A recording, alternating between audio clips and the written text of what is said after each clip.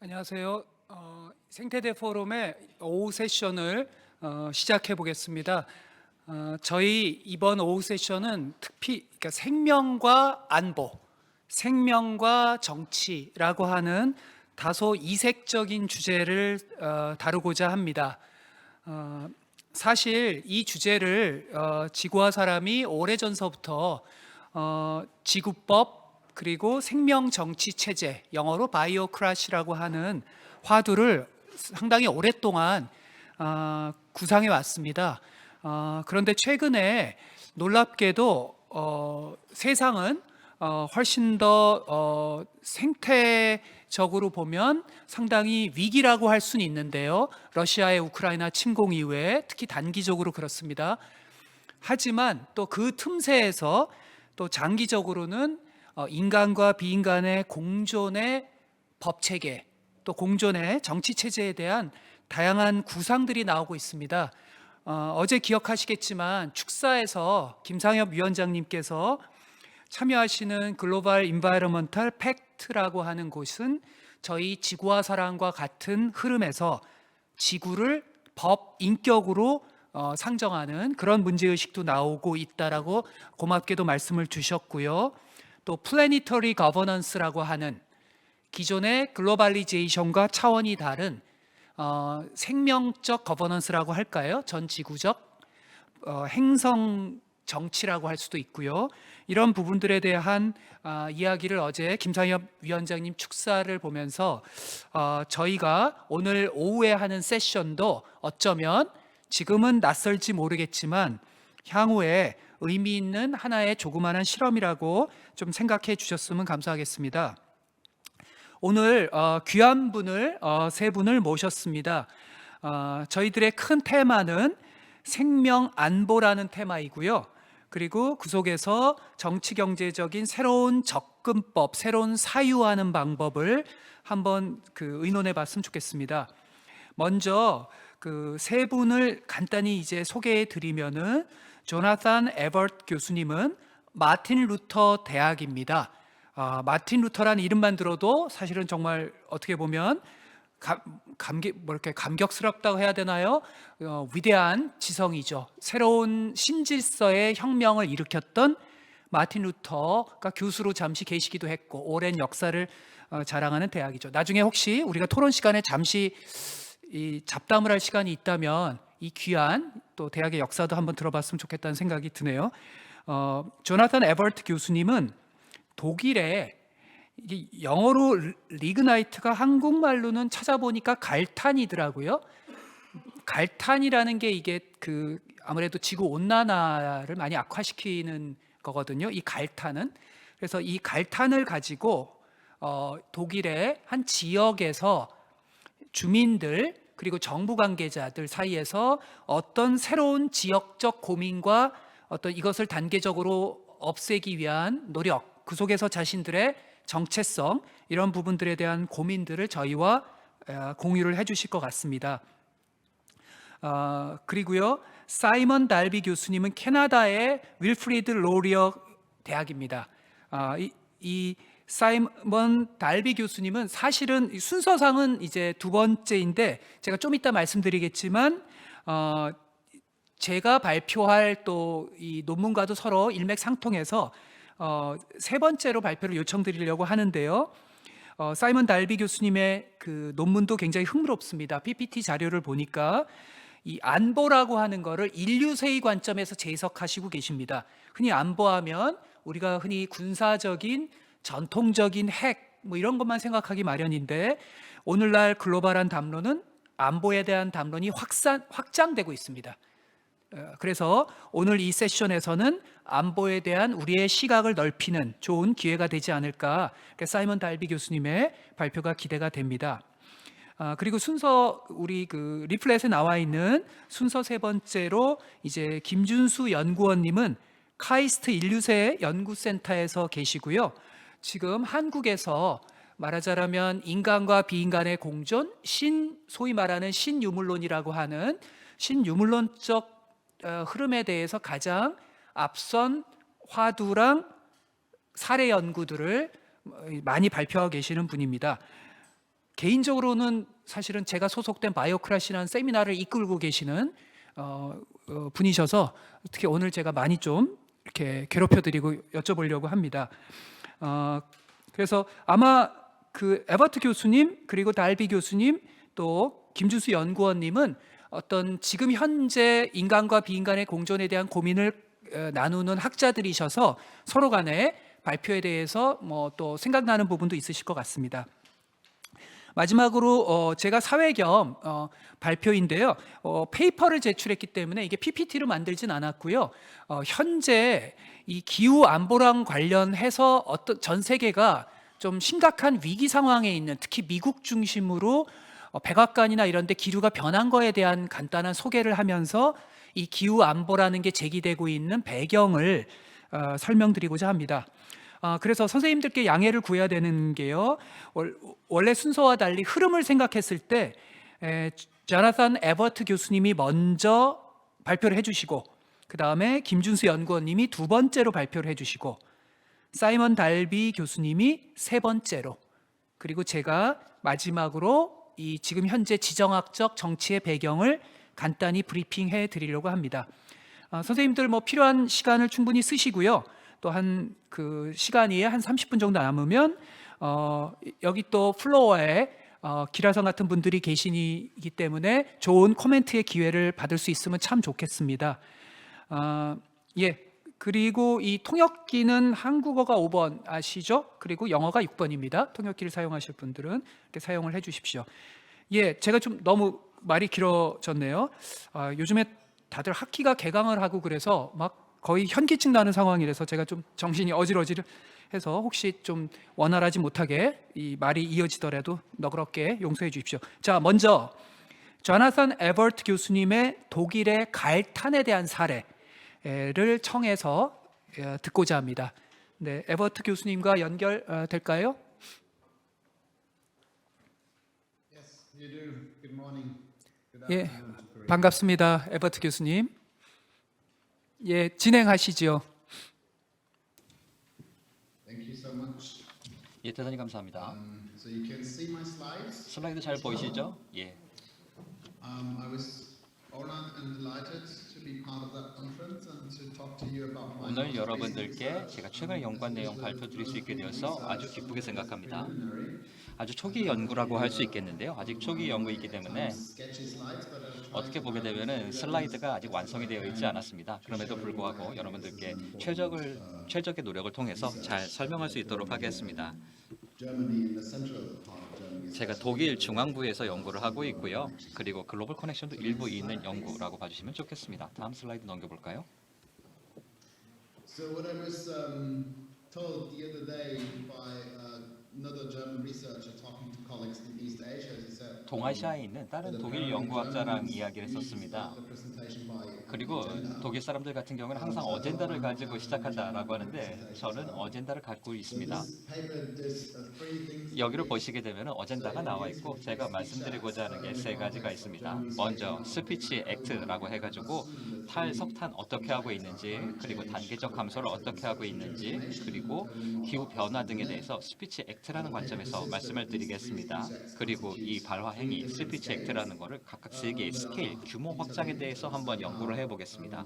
그리고 궁극적으로 어떻게 이것이 협상되고 있는지에 대해서 살펴볼 수 있도록 하고, 그리고 스피치 액트라는 것을 확장의 형태, 즉 지역의 장과 그리고 정치적인 장의 형태로 어떻게 연계되고 있는지에 대해서 말씀을 드리겠습니다. 제가 언어 행위로든지 아니면은 뭐 담론에 대해서 전문화가 되어 있는 사람은 아닙니다.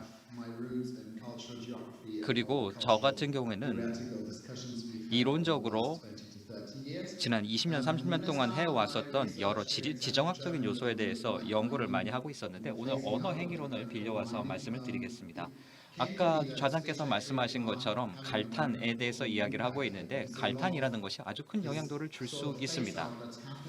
갈탄은 현재 점차 줄여나가고 있고 그렇게 되면은 아주 큰 영향도가 있을 거라고 생각이 드는데 실제 행위를 하기 위해서는 뭔가 말을 하게 될 겁니다. 말을 했을 때 뭔가 차이가 난다라는 거 잘 알고 계실 겁니다. 이 언어 행위론 스피치 액트 티어리에 대해서 좀 말씀을 들어보겠습니다. 예를 들어서 남녀가 부부가 되었습니다. 이렇게 이야기를 합니다. 그 이야기를 하는 이유가 있죠. 결혼할 때 주례사회를 할 때 이렇게 말하는 이유가 있습니다. 왜냐하면 말을 통해서 뭔가 행위를 한다라는 뜻으로 이해를 해주시면 좋겠습니다.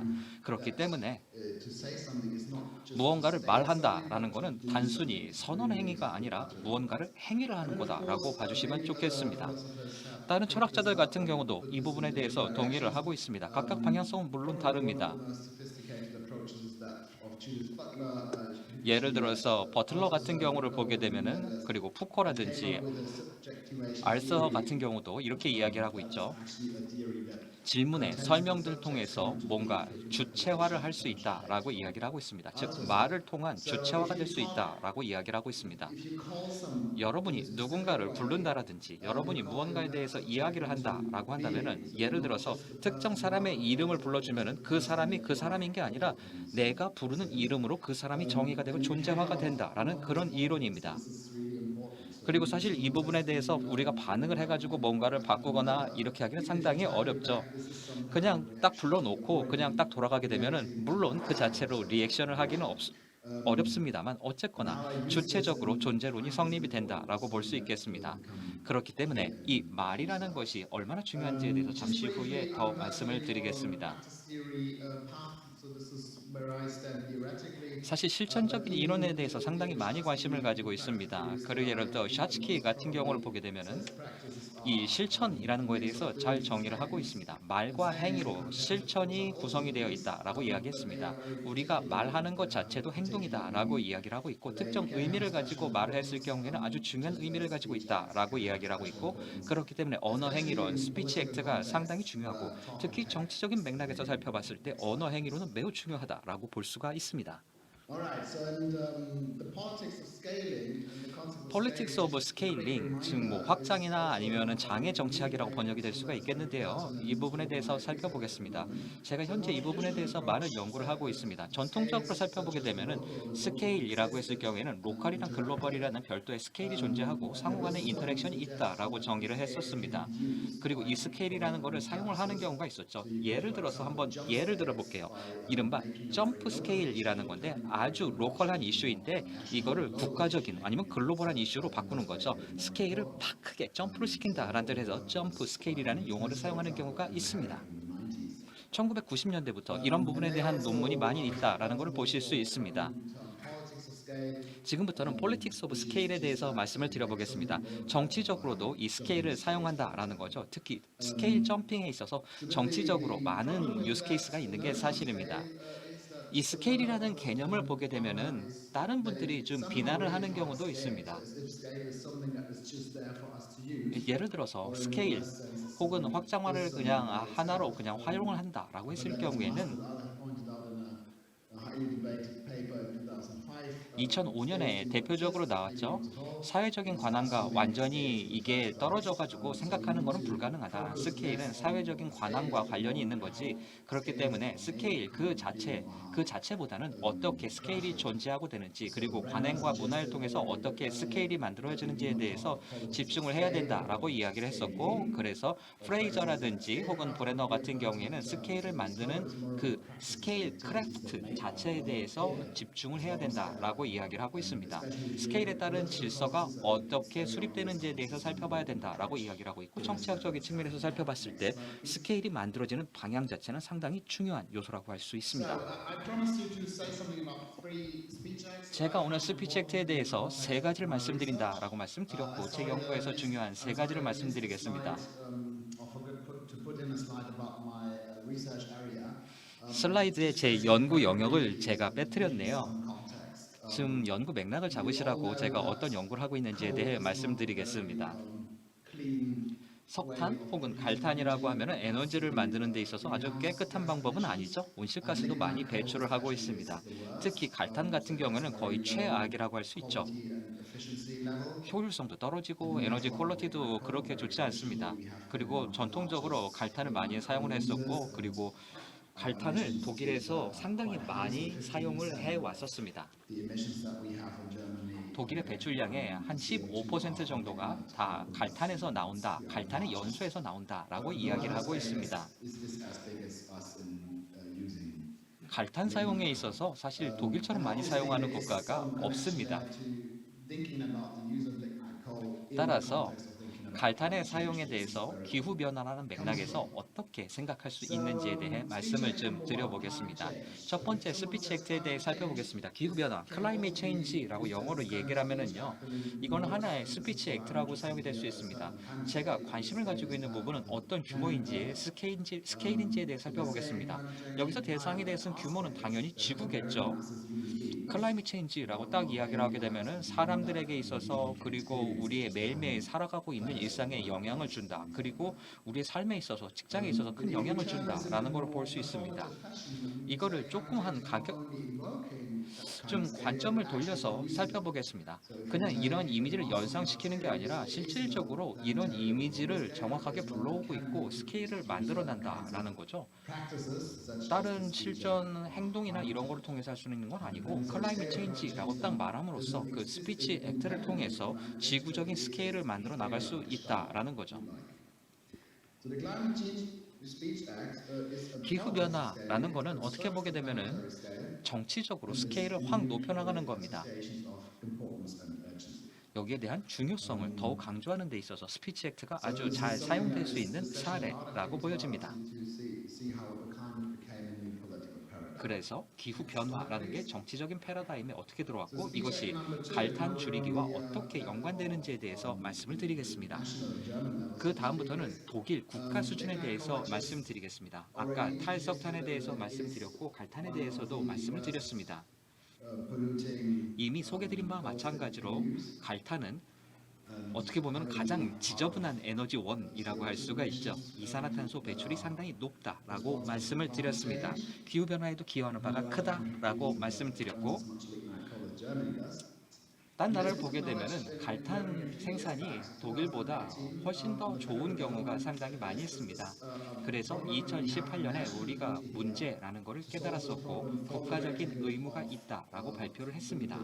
이를 통해서 갈탄을 아예 사용을 없애겠다라고 이야기했습니다. 탈석탄, 탈갈탄이라는 것을 발표를 했습니다. 아까 말씀드린 한 단어 여기에 보게 되면은 콜 아슈티그라는 독일어가 있고 이것이 스피치 액트라고 볼 수 있습니다. 단계적으로 갈탄의 사용을 줄이겠다라고 이야기를 했고 2038년 이후 갈탄을 완전히 없애겠다라고 이야기를 했습니다. 2019년에 연방정부에서 이런 의사결정을 이미 했습니다. 그래서 자신들이 해야 될 일은 추가적으로 갈탄의 사용을 아예 막겠다. 2038년 이후에는 아예 막겠다라고 이야기를 했습니다. 세 개의 갈탄 지역이 있습니다. 서부, 그리고 제가 있는 중부, 그리고 저쪽 동부 끝에도 갈탄 광산이 있습니다. 이 지역 내에서는 좀 문제가 많이 발생할 수밖에 없겠죠. 그래서 연방정부에서 20년 동안 400억 유로를 투자하겠다라고 밝힌 바 있습니다. 두 번째 스피치 액트라는 것은 전 지구적인 것은 아니고 어떻게 보면은 국가적인 스피치 액트가 발생을 하고 있습니다. 실제 조치가 일어나는 것이 그리고 책임을 지는 부분을 봤을 때 독일이라는 하나의 국가가 지고 있다라는 거고 기후변화에 대해서 갈탄의 사용을 중지해서 국가가 책임을 지겠다라는 스피치 액트를 하고 있습니다. 하지만 지역적으로도 또 여파가 있을 것 같습니다. 왜냐하면 광업 지역에서는 경제가 개편이 있을 수밖에 없기 때문입니다. 구조적인 변화인데 독일을 보게 되면은요 스트럭투어 반델이라고 저희가 부르고 있습니다. 독일어로 봤을 때도 조합어이고 어떻게 보게 되면은 structure. 두 개의 말이 서로 완전히 다른 의미를 가지고 있죠. 스트럭처라고 하면은 잘 정리가 되어 있는, 반델이라고 하면은 변화라는 뜻이기 때문에 두 개의 다른 의미를 가진 단어가 잘 조합이 되어 있습니다. 아까 말씀드렸던 것처럼 독일 서부에서부터 석탄을 점점 줄여 나가고 있습니다. 그래서 30년째 저희는 계속해서 석탄을 줄여 나가고 있습니다. 그리고 30년 전에 이런 여러 가지 변화가 있었기 때문에 이 단어에 대해서, 지금 구조적인 변화라는 단어에 대해서 잘 사용을 하지 않았습니다. 근데 갑자기 갈탄의 사용 중지에 대해서 이야기를 하면서 많은 사람들이 지금부터는 구조 변화에 대해서 이야기를 하고 있고, 갈탄 방산촌 3개의 지역에서 이 이야기를 많이 하고 있고, 어떻게 보면은 화석 연료 경제에서 벗어나야 된다라는 주장이 나오면서 또 다른 스피치 액트가 나타나고 있습니다.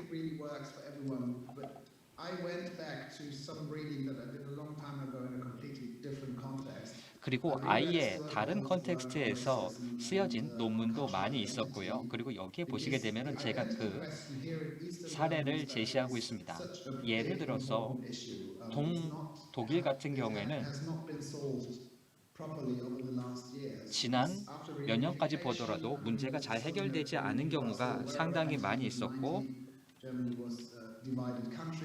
그리고 동독, 서독에 대해서 통일이라든지 그리고 광업이라든지 광물의 사용에 대해서 아직까지 문제가 잘 해결되지 않은 경우도 많이 있고, 독일의 통일의 역사에 대해서 잘 인지를 하지 못하고 있는 경우도 있습니다.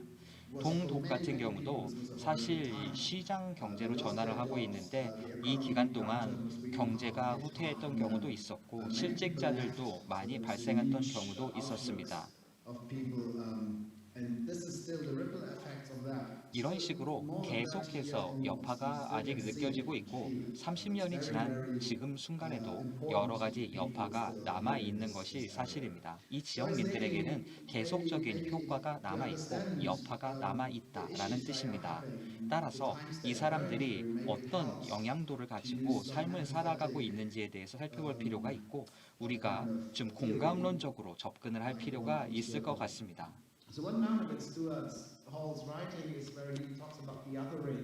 홀의 또 다른 연구를 한번 살펴보겠습니다.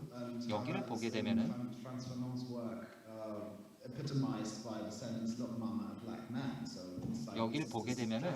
하나의 룩 마마 어트랜티션 리전이라는 논문이 나와 있는데, 여기를 보게 되면은 아주 극적으로 어떤 상황이 있었는지를 잘 보여주고 있습니다. 사람들과 실제로 이야기를 하게 되면은 사람들이 특정 주체에 대해서 이야기를 하고 있습니다. 특히 구조적인 변화에 대해서 이야기를 하고 있습니다. 하지만 구조적인 변화는 지역적인 것이었고, 그리고 기후 변화에 대해서 이야기를 하게 되면 이건 전 지구적인 것이고, 그리고 전 지구적인 활동을 합니다만 지역적으로도 활동을 할 필요가 있다라는 차원에서 아까 말씀드렸던 구조 변화와 기후 변화가 가지는 스피치 액트는 조금 다르다라고 볼 수가 있습니다. 실질적으로 어떤 여파가 있는지에 대해서 다양한 논문이 나와 있다라는 차원으로 이해해 주시면 좋겠고요. 여기 다양한 글들이 나와 있기 때문에 스튜어트 홀이라든지 다른 훌륭했던 예전의 연구에 대해서는 좀 스킵을 할 수 있도록 하겠습니다. 사실 지역의 아이덴티티, 정체성이라는 것이 상당히 크게 변화하고 있고, 지역적인 역사를 살펴봤을 때 동독 같은 경우도 사실 많은 변화가 있었습니다. 우리가 동독에 대해서 이야기를 할 때, 그리고 동독의 한 마을에 대해서도 이야기할 때 외부적인 요소와 내부적인 요소를 항상 합쳐서 이야기할 수밖에 없습니다. 독일 전체적으로 살펴볼 필요가 있고, 그리고 1990년대에 어떤 통일 과정이 있었고, 어떤 산업 과정이 있었고, 갈탄을 어떻게 줄였는지에 대해서도 이야기할 필요가 있고요. 글로벌화를 통해서 노동에 어떤 변화가 있었는지까지도 다 살펴볼 필요가 있습니다. 뿐만 아니라 독일 같은 경우에는 20년 전에 이미 탈원전이라는 것을 하고 있고, 그리고 갈탄이 이미 줄어들고 있는 상황인데 여기에 대해서 어떤 여파를 끼쳤는지까지도 우리가 살펴볼 필요가 있습니다. 원전을 더 이상 사용을 하지 않기 때문에 이 부분에 대한 갈탄의 영향도 다시 한번 강조드리겠습니다. story. So they say everyone's just looking at us as a transition region. 모든 사람들이 다 우리는 변화하고 있고 지역적인 이야기만 있다라고 생각을 하시는 것 같은데 사실 우리는 한 부분에 불과한 거고 더 큰 이야기가 존재하고 그 이야기 내에 우리가 있다라는 부분에 대해서 말씀을 드리고자 합니다. So there is no regional identity and don't want to plug into regional identity. 그리고 홀이 이렇게 이야기를 하고 있습니다. 지역의 담론에만 기반한 지역의 아이덴티티는 존재하고 있지 않다라는 식으로 이야기를 하고 있습니다. Reminds us that there are subject positions which are always emerging, 그리고 negotiated. 항상 주체성이 나오게 될 때 이 부분에 대해서는 협상 혹은 네고시에이션이라는 것이 발생을 하고 있고 다양한 상호 관계를 통해서 정체성, 주체라는 것이 만들어지게 되어 있습니다. 그냥 In another context, 양자적으로 기면 기고 아니면 아니다 그런 것이 아니라 항상 아시는 바와 마찬가지로 조금씩 변화가 발생하게 되어 있습니다. sexual identity in that case. Next slide, please. 다음 장으로 넘어가 보겠습니다. So to give you to come to a close very soon, few examples. 곧 결론을 내릴 텐데요. 몇 가지 예시에 대해서 말씀드리겠습니다. 저도 아직 데이터를 좀 만지고 있는 상황이기 때문에 아직 정돈이 그렇게 잘 된 것 같지는 않습니다. 하지만 어떻게 스케일링이 만들어지고 있고 구조가 변화되고 있고 만들어지고 있는지에 대해서 지금까지 말씀을 드렸습니다. 그리고 구조 변화적인 담론에 어떻게 영향을 주는지에 대해서 말씀을 드렸습니다. 외부적으로 살펴봤을 때 정치적인 실천, 실행이라는 것이 있고 이를 통해서 지역에 영향을 줄 수 있다라고 이야기를 하고 있습니다. 그리고 유럽 전체적으로 살펴봤을 때 우리가 전반적으로 할 일이 많이 있다라고 이야기를 하고 있습니다. 정치적인 의무가 있기 때문에 반드시 할 일이 있다라는 스피치 액트가 먼저 발생을 하고 있습니다. 16개의 주가 존재하고 있고 각각 주마다 자치권을 가지고 있습니다. 그리고 주마다 자신들의 주체성을 가지고 있는데 아까 말씀드렸던 것처럼 전국적인 갈탄의 감소에 대한 정착이 나왔을 경우 이것이 지역에 대해서 영향을 줄 수밖에 없습니다. 뉴 유로피안 바우하우스라고 해가지고 보시게 되면은 전 유럽적으로 프로젝트가 이루어졌을 때 어떻게 지역적으로 영향을 주고 있는지에 대해서 보고 있고 아름다우면서 그리고 지속 가능한 빌딩을 어떻게 만들어야 되는지에 대한 여파가 등장하고 있다라는 것을 볼 수 있습니다.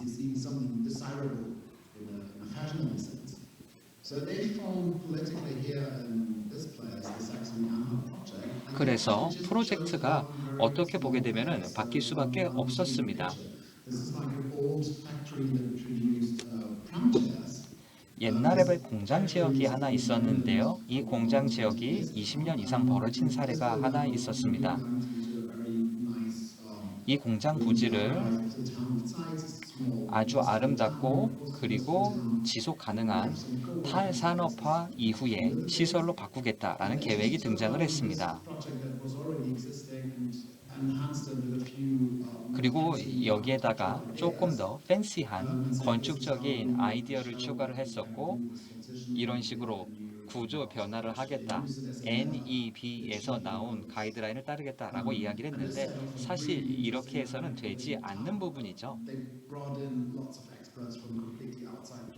외부에서 많은 전문가들을 데려왔었고 뭔가 그냥 외부적으로 팬시한 거를 만들겠다라고 이야기를 했었는데 그게 잘 될 일은 없죠. 왜냐하면 마을의 사회적인 다이나믹스 같은 경우를 잘 반영하지는 못했을 것이라고 생각을 합니다.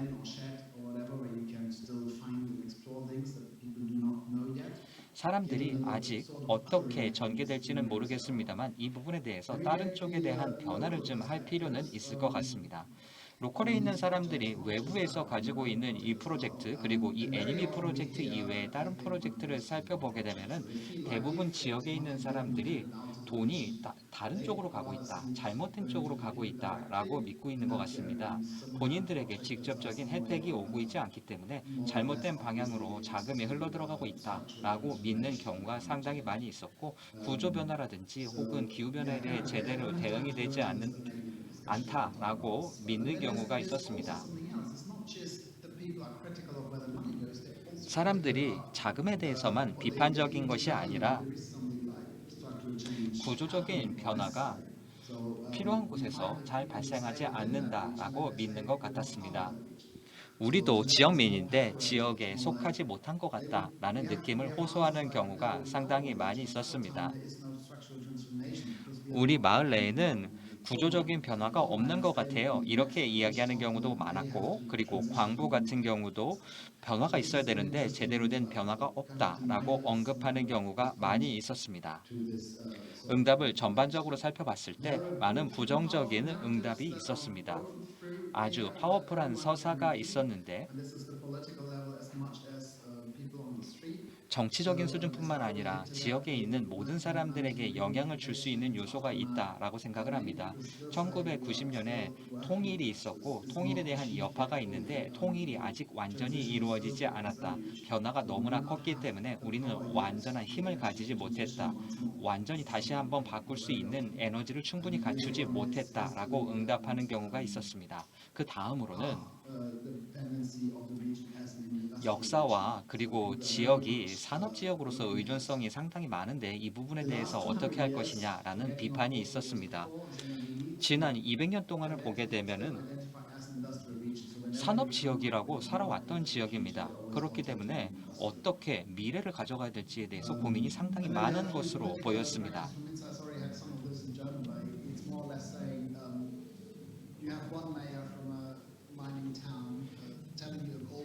그 광산 타운에 계신 시장께서 이렇게 이야기를 했습니다. 광업은 정말 중요하다라고 이야기를 했었고, 자신들이 가지고 있는 자금을 끌어다가 어쨌거나 뒤처지면 안 되니까요. 산업화가 뒤처지면 안 되니까 그냥 도로를 건설하거나 이렇게 많은 노력을 했던 사례가 있기는 있었습니다. 그래서 대도시에서 사람들을 끌어오기를 위해서 노력을 했었고, 현재 이 타운 내에서 많은 사람들이 마을에서 살고 있습니다.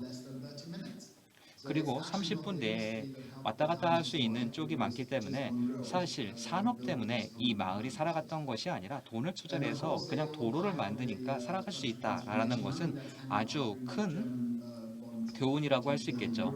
아까 말씀드렸던 것처럼 400억 유로를 투자하고 있다라고 말씀을 했기 때문에 도시에서 자생을 가져가기 위해서 자신들이 대출을 하거나 기금을 받기 위해서 노력을 하는 사례도 많이 있었습니다. 결론적으로 이렇게 말씀을 드리겠습니다. 이 연구를 통해서 지역의 정체성에 대해서 살펴보고 있고 정치의 스케일링에 대해서 살펴보고자 했습니다.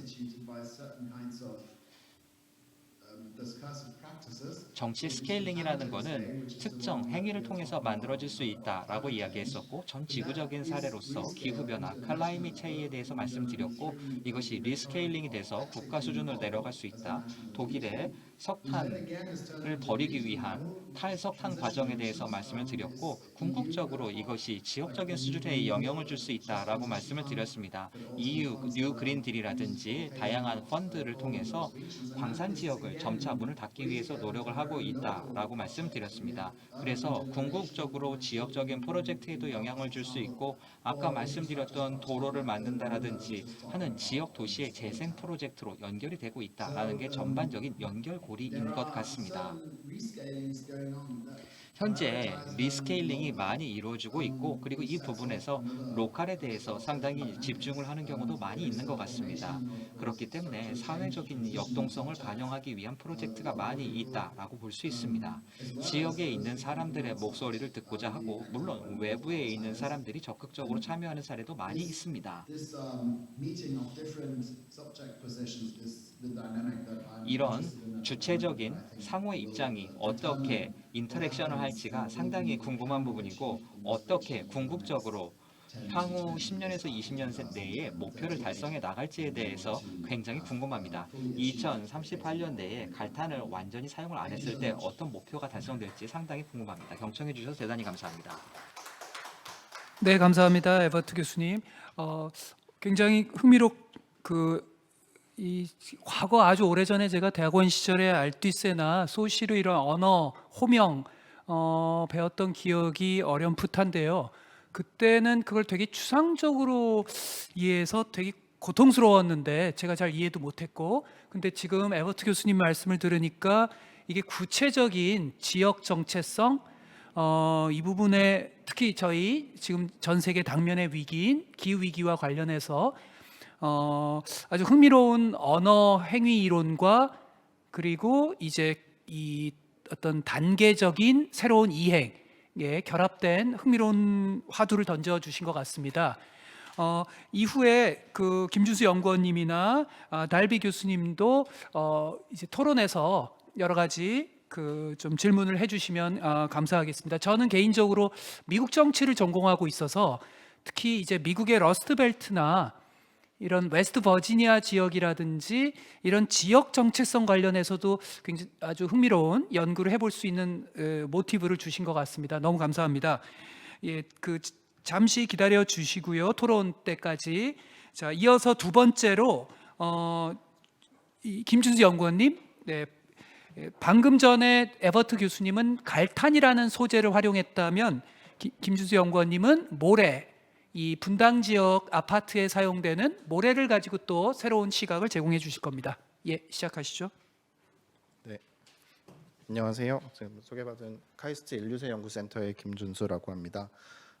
앞서서 발표해 주신 조나단 에버츠 교수님의 그 Center for Interdisciplinary Regional Studies라는 곳과 저희 카이스트 인류세 연구센터가 같이 연구를 하게 됐어요. 그래서 저희가 리저널 스케일에 대한 연구를 같이 하게 됐고, 동아시아와 독일 그리고 유럽 지역에서의 스케일 물질을 매개한 어떤 스케일의 정치의 가능성들, 이런 것들을 함께 연구하게 되었는데요. 저는 이제 오늘 이제 그런 맥락에서 남북한의 어떤 분단 상황에서 남북한이 주고받았던 물질의 정치에 대한 이야기를 해볼까 합니다. 특히 이제 환경 고정 전략, 환경 수정 전략, environmental fix 전략들이 한국의 발전주의 도시화에서 어떻게 저렴한 자연들을 유지시켰고, 이게 지금 우리가 땅 밟고 서 있는 이 도시라는 공간을 어떻게 만들어 왔는지에 대한 연구를 하고 있습니다. 슬라이드를 영어로 준비를 했는데요. 보시면은 자본세라는 말을 많이 들어보셨을 겁니다. 자본세라는 말은 마크시스트에서 논의가 되고 있는 담론이고요. 오늘날의 환경 위기나 아니면은 경제적인, 정치적인 위기들의 근본을 인류세로의 행진의 문제가 아니라 저렴한 자원의 종말에서 기인하고 있다라는 얘기를 합니다. 특히 우리가 직면하고 있는 여러 가지 문제들이 더 이상 저렴한 자연이 없어졌기 때문에 우리가 지금 경제적인, 정치적인, 사회적인, 환경적인 위기를 경험하고 있다라는 것인데요. 그렇다면 이제 여기에 더해서 최근 2000년대 이후에 자연의 생산이라는 개념을, 생산적 개념으로서 자연을 바라보고 있는 지리학자들도 있었습니다. 특히 우리가 알고 있는 사회라는 공간이 자연과 괴리되어 있는 그런 공간으로 생각하기 쉬운데요. 사실은 이 자연의 공간의 생산 과정 속에 우리가 자연을 변형해내고 자연을 동원해내는 그 과정들에 주목한 연구들이 있습니다. 그 와중에 이제 공간적 수정 전략이라는 것들을 좀 보면 좋을 것 같습니다. 우리가 자본주의 어떤 순환 과정 속에서 경험하게 되는 축적의 위기들이 있습니다. 자본이 과잉 축적되거나 아니면 초과 축적되면서 유휴 자본들이 돌게 되는데요, 사회를. 근데 이 유휴 자본들이 공간으로 재투자가 됩니다. 그래서 우리가 알고 있는 부동산의 개발이라든지 아니면 건조 환경의 개발이 자본의 순환 과정, 2차 순환 과정 속에서 만들어지고 있다라는 게 데이비드 하비를 비롯해서 몇몇 이제 비판적인 지리학자들이 내고 있는 이론입니다. 그것을 우리가 스페이셜 픽스, 공간적으로 수정한다, 공간적으로 고정한다라는 이론적인 담론을 만들어 갔는데요. 이 스페이셜 픽스라는 용어가 굉장히 여러 가지 측면에서 사용이 되면서 기술적인 수정이나 아니면 생태학적인 수정, 이런 담론들도 생산을 해내고 있습니다. 마찬가지로 저도 여기서 이제 공간 수정의 한 전략으로서 환경적인 수정 전략들이 있었다라는 걸 좀 주목해 보고 싶습니다. 이 개념들이 좀 여러 가지 측면에서 사용이 되고 있고, 아니면 과학기술학 혹은 도시 연구, 아니면 사회학이나 지리학 쪽에서 굉장히 여러 가지 의미로 사용이 되고 있습니다. 그래서 이 개념을 사회 자연적인 어떤 위기를 수정하고 고치기 위해서 국가나 자본이 어떤 전략들을 동원했는가 이런 걸 살펴볼 때 유용한 개념이라고 할 수 있겠습니다. 한국의 발전주의 도시화에 대한 연구들도 꽤 많이 이루어졌습니다. 특히 동아시아의 급격한 도시화 과정이나 아니면 한국을 비롯해서 대만이나 아니면 싱가포르, 홍콩 같은 지역에서 초국적으로 일어나는 어떤 도시 개발의 급격한 성장 과정에 세 가지 큰 특징이 있다라는 게 저의 이전 연구에서 논의를 했던 건데요. 발전주의 도시화는 어쨌든 굉장히 시간과 공간을 압축적으로 생산해냅니다.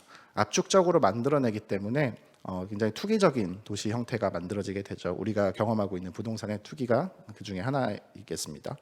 마찬가지로 이 발전주의 도시화는 예외적인 공간들을 만들어냅니다. 자유 수출 무역지대라든지 아니면 이제 면세 지역이라든지 특정한 이제 전략을 취하기 위해서 예외적인 공간들을 만들어냅니다. 예외적인 공간 산업 클러스터들도 만들어내겠죠. 이런 예외적인 공간들은 지역 간 불균등 발전을 만들어냈죠. 마찬가지로 이 리스크스케이프라는 것도 만들어내게 되는데요. 이 리스크스케이프는 조나단 에버츠 교수님이 만들어낸 개념인데 우리가 이제 굉장히 응축된 도시화 과정을 겪다 보니 굉장히 많은 양의 에너지와 자원들을 응축해서 사용하게 됩니다. 특히 한국에서는 원자력 발전이 그렇게 응축된 하나의 위험 경관을 만들어냈죠. 여기에 더해서 이제 행성적 도시화라는 이론들이 이제 플래니터리 얼바나이제이션이라는 이름으로 확장되고 있습니다. 행성적 도시화는 기존에 우리가 자본 순환의 도시화 과정에 더불어서 도시의 어떤 물리적인 공간이 행성적 차원에서 에너지나 물질을 공급받고 연결되어 있는 그런 특징들을 얘기를 합니다. 그래서 한편으로는 응축의 과정이 있고 한편으로는 확장의 익스텐디드 과정이 이어지는 게 플래니터리 얼바나이제이션의 핵심이라고 볼 수 있습니다. 이 확산의 과정에 좀 더 주목을 해보면은 우리가 지금 발 딛고 서 있는 이 도시 공간이 어떤 지역에서 무엇과 연결되어 있는지 이런 것들 좀 물질적인 관계성들을 드러내는데 큰 이론적 자원이 되겠죠. 특히 이제 국가의 경계를 넘어서는 그런 물질의 연결성들에 주목해 볼 수 있습니다. 몇 가지 방법론적 한계들이 있었습니다. 우리가 기존에 정치 생태학이라는 분야를 연구할 때 특정 공간에 집중을 하는 경우가 있었습니다. 특히 우리가 뭐 서울이라는 공간을 연구한다 했을 때 사실 서울만 연구해서는 서울을 알 수가 없죠. 서울과 매개된 여러 가지 주변 지역들을 같이 연구를 해야 되겠죠.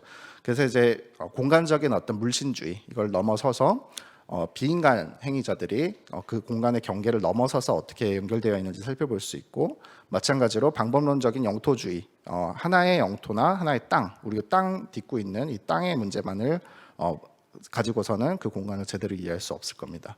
마찬가지로 방법론적인 국가주의도 있습니다. 우리가 대한민국의 특정 도시, 대한민국의 주권 영토에 대한 연구를 할 때 대한민국의 주권 영토를 다른 국가와의 관계성 속에서 생각하지 않으면 사실 알 수가 없겠죠.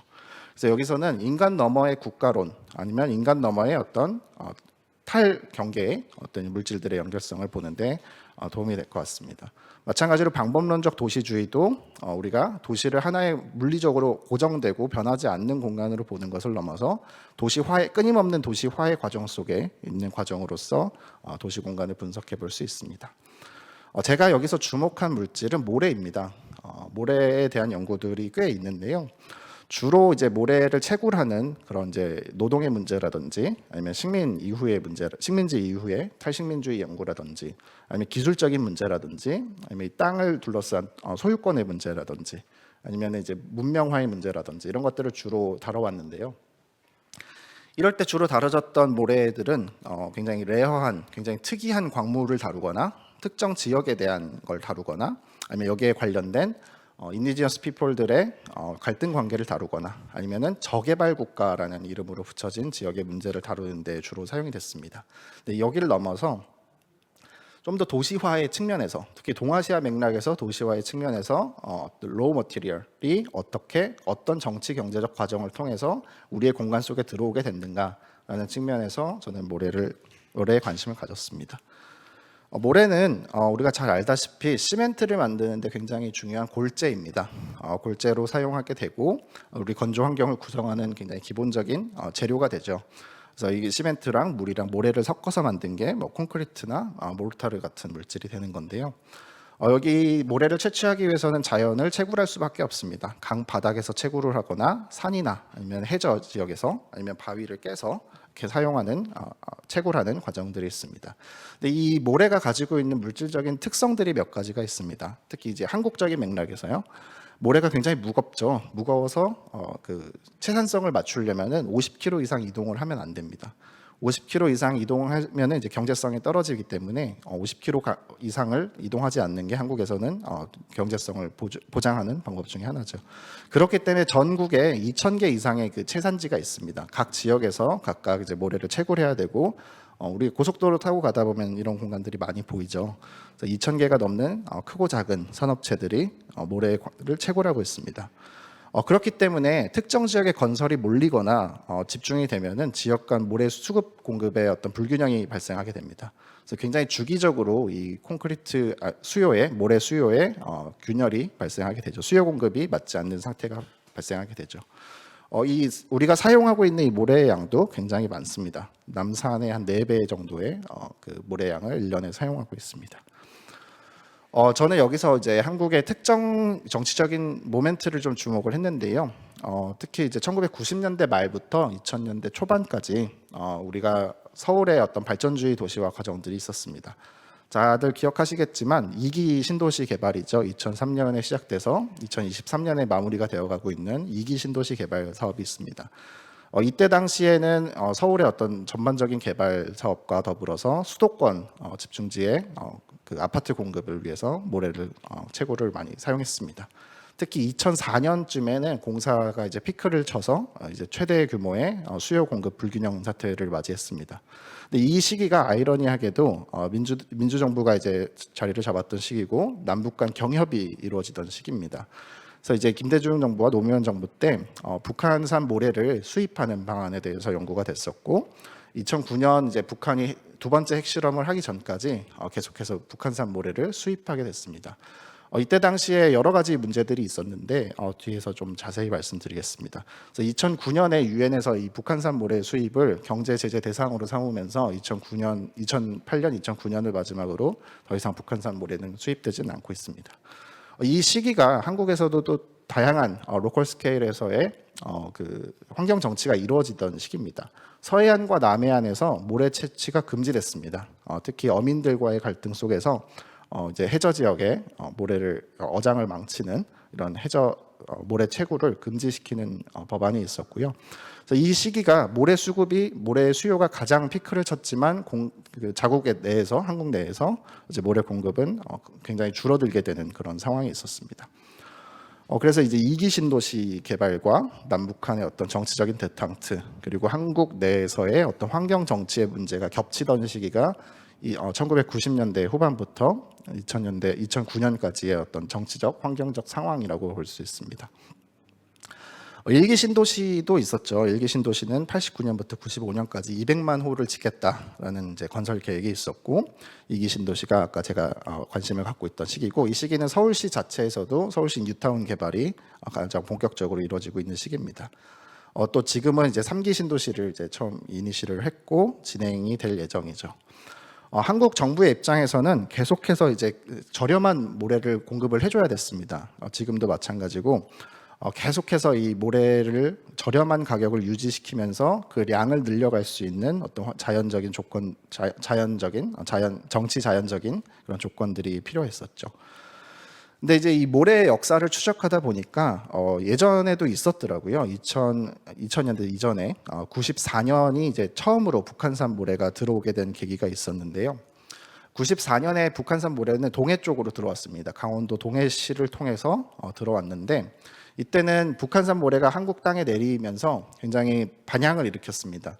특히 함경북도 지역에서 내려온 모래였는데 이 모래를 이제 가지려고 실향민들이 포트로 몰려들어서 이 모래를 한 줌씩 지어가는 일들이 있었고 이걸 처음 이제 수입해서 들어온 서평건설이라는 건설사에서 그러면 이거를 건설용으로 활용하기보다는 좀 더 이게 실향민들이 원하는 방향으로 가자 그래서 결단을 내려서 이거를 1kg씩 통에 담아서 나눠주는 행사를 진행했습니다. 그래서 이 당시에 뭐 부모님 제사상에 이제 이거를 올린다던가 아니면 이제 모래를 부모님의 이제 묘소에 갖다 뿌리는 그런 실향민들의 그런 감정적인 호소가 있었죠. 그래서 이 당시에는 이제 첫 번째 북한산 모래가 들어왔을 때는 어떤 경제적인 목적이라기보다는 좀 더 상징적인 물질로서 작동을 했었습니다. 그러다가 아까 일기 신도시를 잠깐 말씀드렸었는데 일기 신도시 때 기억하시는 분들도 계실 것 같습니다. 소금 아파트 파동이 있었습니다. 일산 분당 쪽, 평촌이랑 분당 쪽에 일기 수도권 신도시를 만들 때 우리가 그 바다에서 채취한 모래의 염분을 제대로 제거하지 않아서 시멘트에 균열이 막 발생하는 사건들이 있었어요. 그래서 이제 부실공사 논란이 한참 있었고 소금 아파트라는 이제 파동이 일기 신도시 때 있었습니다. 그래서 굉장히 높은 염도를 제거하는 게 이제 모래 사용의 핵심이 됐었고 이때 당시 한국에서는 한국의 바다모래는 굉장히 저급 자원이다라는 이제 담론들이 확산됐고 이걸 대체할 수 있는 게 북한산 모래로 이제 대두가 됐었습니다. 그래서 굉장히 낮은 질의 한국의 바다모래와 굉장히 저렴하고 질이 좋은 북한산 강모래가 대치를 하게 되는 그런 상황이 왔습니다. 이 상징성을 넘어서 경제적인 자원으로 확장되는 게 이제 2기 신도시 때가 되고요. 피크를 쳤을 때는 최대 63%까지 수도권 신도시에 북한산 모래가 투여가 됐습니다. 그래서 이제 한국의 이제 2기 신도시 과정에서 북한산 모래가 63%까지 자리를 잡게 됩니다. 근데 이제 끝났죠. 2009년을 끝으로 북한산 모래 수입이 더 이상 진행되지 않았고 이 이후에는 이제 4대강 사업을 하면서 모래를 이제 계속 공급을 하게 됐습니다. 근데 이제 3기 신도시가 다가왔습니다. 3기 신도시 때는 과연 우리가 어디서 이 저렴한 자연을 채굴할 것인지 새로운 전략들이 필요해지는 시기인데요. 그래서 이제 우리의 이 한국의 어떤 환경 정치의 내부에서 한국에서는 90년대 후반부터 해서 자국의 모래 채취를 금지하고 있었습니다. 특히 이제 뭐 질의 문제도 있었지만 어민의 보호를 위해서 어민들의 항의 때문에 이제 더 이상 바다 모래 채취를 하지 않고 있었는데요. 2002년부터 2004년까지 한참 이제 가장 모래 수요가 많을 때 이제 금지가 되게 됐습니다. 이때부터 이제 한국 정부에서는 국가 골재 종합 계획이라는 걸 처음 만들기 시작했고 이제 국가 전략 자원으로서 이제 모래 수급에 대한 개입을 본격적으로 하게 됐죠. 마찬가지로 그 2009년 이후에는 계속해서 이제 모래 수요를 맞추기 위해서 또 4대강 사업이라는 새로운 프로젝트가 이니시가 됐습니다. 이때 이제 굉장히 많은 리버베드의 샌드를 드래깅, 익스트랙팅해서 이제 팔게 됐죠. 그런데 이제 이 수요 공급 질서도 곧 무너졌습니다. 근데 이제 한국에서는 2020년대 이제 새로운 발전 3기 개발을 하기 위해서 계속해서 저렴한 자원을 공급하기 위한 방안으로 이제 이 모래를 다시 풀기 시작했습니다. 그 한국 바다에서 채굴하지 못했던 모래들을 다시 채굴할 수 있는 방향으로 정책적인 전략들을 전환하고 있고요. 이 문제는 계속 현재 시대경이라고 볼 수 있습니다. 이때 당시에 북한 모래가 들어왔을 때를 보면은 굉장히 정치적인 이벤트였기도 하면서 한국의 어떤 발전주의 전략을 고치기 위한 여러 가지 아젠다로 물질적인 아젠다로 활용이 됐었습니다. 이때 당시에 쉼 로그를 계속해서 분석을 하고 있고 구체적으로 어디에 모래들이 어느 지역으로 이동했는지 어떤 건설사가 이거를 이동시켰는지 이런 것들을 좀 분석을 하고 있는 과정입니다. 2008년이 이제 가장 북한에서 모래를 가장 많이 수입해서 들어온 피크를 쳤던 시기고요. 이때 당시에 모래가 어디로 들어와서 어디로 나갔는가를 살펴보는 자료를 만들었는데요. 근데 보니까 인천항으로 제일 많이 들어왔습니다. 인천항으로 들어와서 평택이나 인천항, 평택항, 목포항 순으로 많이 들어왔는데요. 인천항 같은 경우에는 해주 지역, 개성 옆바다죠. 해주 지역에서 파친 모래가 수도권으로 들어왔고 이 모래들은 경기도 화성시, 부천시, 파주시, 인천 쪽으로 분포가 됐습니다. 주로 시멘트 공장으로 바로 넘어갔고요. 평택항으로 들어왔던 모래들도 수도권, 남부 수도권으로 경기도 화성, 용인, 충남 아산까지 이렇게 분포가 됐습니다. 마찬가지로 이제 우리가 알고 있는 이 아파트 건설의 어떤 모래 공급도 그렇지만 부산의 해운대 앞바다의 모래를 메우기 위한 북한산 모래도 투입이 됐었습니다. 동해안 쪽에서는 좀 다른 형태의 어떤 북한 모래가 이 당시에 적극적으로 유입이 됐습니다. 말씀드린 것처럼 2009년 이후에 북한의 2차 핵실험 이후에 유엔 경제제재 대상으로서 북한산 모래가 자리를 잡았고 이때부터 이제 대북감시 기구에서 북한의 어떤 그 그 모래 채굴선들의 이동 경로를 위성으로 계속 감시를 하고 있습니다. 지금도 이제 감시를 하고 있는데, 근데 보면은 이제 한국으로의 공급이 끊기고 난 다음에 주로 이제 중국이나 연해주 지역으로 확산하거나 아니면 이제 동중국 쪽으로 분포가 변하고 있는 걸 좀 확인해 볼 수 있습니다. 저는 이제 이런 과정 속에서 남북의 관계를 남한의 어떤 시선으로만 볼 게 아니라 북한에서는 이걸 어떻게 보고 있을까라는 좀 호기심을 갖고 서칭을 하고 있는데요. 그래서 북한에서는 이 모래를 어떤 식으로 바라보고 자본주의 국가의 어떤 발전주의 도시화에 자신 사회주의 자연을 갖다 판다는 걸 어떤 식으로 해석을 할까 이런 관심을 갖고 있었는데, 그래서 북한 쪽 아카이브를 좀 볼 수 있는 기회가 있었습니다. 북한에서도 이 모래 문제를 자신들의 경제 성장의 어떤 원동력으로 생각을 하고 있었고, 주로 이제 경제 자원으로 흙을 보고 있었습니다. 그래서 뭐 흙 경제화 담론이라든지 아니면 국가의 최우선 순위로서 골재를 확보하라. 그리고 이 골재 이동을 기계화하라. 그리고 이 합리화하라. 사회주의 합리성이라는 개념이 또 있는데요. 이 골재 생산의 합리화 과정 이런 것들을 좀 얘기를 했습니다. 또 한 가지 인류세의 연구 측면에서 이 사회주의 자연이라는 개념이 우리가 알고 있는 자본주의의 어떤 발전 양식과 구분될 수 있는가 이런 이제 관심을 갖고 북한 쪽 아카이브를 좀 많이 보고 있는데요. 한 가지 재밌는 얘기들이 있어서 좀 가져와 봤습니다. 주체 철학은 뭐 우선 사람을 중심에 놓고 세계에 대한 견해를 새롭게 밝힌다. 역사를 돌이켜 보면 지난 시기의 모든 철학은 초자연적인 신비로운 존재나 정신 위주의 세계관, 물질 위주의 세계관이었다.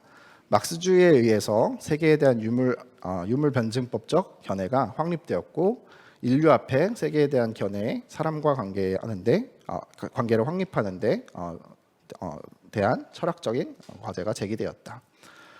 물론 아직까지 지질, 해인, 태풍과 같이 사람에 의해서 지배되고 개조되지 않은 것들이 많다. 그러나 역사가 흐르고 사람이 발전하는 데 따라 세계에 보다 많은 통력과 대상들이 사람에 의해서 지배되는 것은 필연적이다.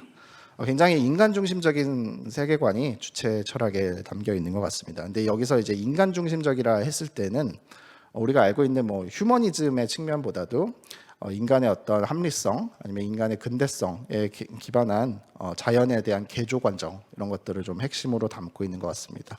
그래서 세계를 사람에 복무하는 방향으로 발전한다라는 담론이 북한의 어떤 자연을 바라보는 자연관과도 좀 많이 왔다 있는 것 같습니다. 그래서 북한 쪽 아카이브를 보다 보면은 자신들의 자연물, 자원들 이런 것들 어떻게 리프레젠팅 하는가를 좀 재미있게 볼 수 있습니다. 이거는 Foreign Trade라는 북한에서 나오는 잡지인데요. 외국인 투자자들에게 카탈로그를 만들어서 보내는 건데, 보면은 자신들의 자원이 얼마나 희귀하고 값싸고 풍부하고 질이 높으면서 이걸 채굴하기 위한 인프라가 얼마나 잘 돼 있는가 이런 담론들을 끊임없이 외국인 투자를 유치하기 위해서 활용하고 있습니다. 마찬가지로 이제 여러 북한의 자신들의 지역들을 드러내면서 이런 이제 광물에 대한 홍보라든지 아니면 얼마나 희귀한 광물들이 자신들의 땅에 있는지 이런 것들을 적극적으로 프로모팅하고 있습니다. 마찬가지로 북한에서도 건설에 대한 발전주의 도시화에 대한 비슷한 열망들을 가지고 있는데요. 속도전, 북한에서 제일 유명한 건설 담론 중에 하나는 속도전입니다. 얼마나 빠르고 얼마나 많은 양을 한 번에 지을 수 있는가 이런 것들을 이제 자신들의 어떤 발전상으로서 제시를 하고 있죠.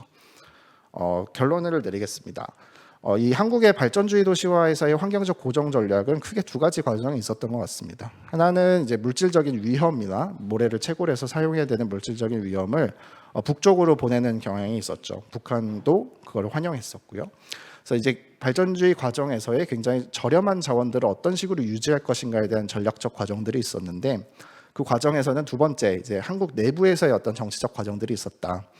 특히 이제 한국 EEZ 안에서의 경제적 배타 수역 안에서의 모래 채굴을 금지했다가 모래가 딸리니까 이걸 다시 풀어내는 그런 과정들이 있었고, 이제 3기 신도시가 시작되는데 그 저렴한 자원을 우리가 어디서 구할 수 있을지 이런 의문들이 또 제기가 되고 있습니다.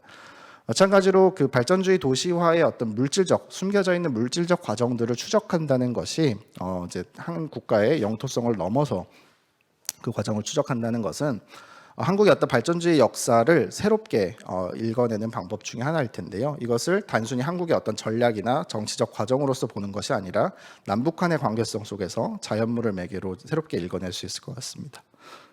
마찬가지로 이제 인류세 담론도 우리가 굉장히 브로드한 이야기는 많이 하는데 구체적인 사례들에 대한 연구로서 이 과정을 좀 봐야 될 것 같습니다. 특히 이제 특정한 물질이 특정한 어떤 국가의 실천 전략에 어떻게 매개되었는지 이런 과정들을 보는데 저는 인터스케일러 비어클이라는 단어를 참 좋아합니다. 스케일을 넘나드는 탈 것이죠. 우리가 한 가지 물질을 통해서 그 스케일의 경계를 뛰어넘을 수 있는 상상들을 해보고 분석을 할 수 있습니다. 이런 과정을 거치다 보면은 한 가지 물질을 통해서 그 사회의 어떤 지경학적인, 지정학적인 맥락들을 좀 파악하고 그 역사를 좀 새롭게 읽어낼 수 있는 방법이 될 텐데요. 앞서서 봤던 이제 북한의 어떤 사회주의식의 자연물에 대한 상상력들, 그리고 희망들, 그리고 한국이 발전주의가 겪어왔던 어떤 그런 진보에 대한 인간 진보에 대한 열망들 이런 것들이 어떻게 교차했었는지, 특히 특정 시기에 정치적인 평화 상태에서 어떻게 이것이 교차했었는지 이런 걸 좀 분석해 보면은 인류세의 어떤 지정학적인 구체적인 맥락들이 드러날 것 같고요. 우리가 대명사로서의 더 엔트로포신에 대한 이야기를 많이 하지만 엔트로포신의 종류가 굉장히 여러 가지가 있을 수 있다. 그래서 특히 동북아 지역에서, 특히 한반도 지역에서의 정치적인 맥락들 이것들을 통해서 많은 원 오브 언 엔트로포신이 될 수 있지 않을까라는 생각을 좀 해봤습니다. 이상으로 제 발표를 여기서 마치겠습니다. 감사합니다. 예, 감사합니다. 예, 아까 갈탄에 이어서 이번에는 또 모래라는 걸 매개로 해서 스케일의 정치학이라고 할까요? 저같이 그냥 발전주의 국가에 대해서 고정관념을 가진 사람에게는 완전히 새로운 시야에 그리고 새로운 감각, 몸에 새로운 감각을 싹 트게 하는 것 같습니다. 정말 감사합니다. 달비 교수님 많이 기다리셨습니다. 죄송합니다. 순서를 제가 좀 바꿔서 달비 교수님은 기후라고 하는 거와 안보 서로 어울리지 않을 것 같은 개념을 통해서 이 안보의 개념을 확장하고자 하고요. 그 이어서 마지막으로 제 발표는 현재 기후 안보라는 점에서 어떤 위기에 처해 있는가라는 걸로 이어지겠습니다. 네, 그럼 달비 교수님 준비되셨나요? 예, 달비 교수님 반갑습니다. 시작해 주십시오. 네, 감사합니다. 네, 저를 초대해 주셔서 감사합니다. 제가 오늘 프레젠테이션을 하게 되어서 기쁩니다. 네, 이 밴쿠버에서 인사를 드립니다. 제가 어디에 있는지 궁금해하시는 분들이 계실 텐데요.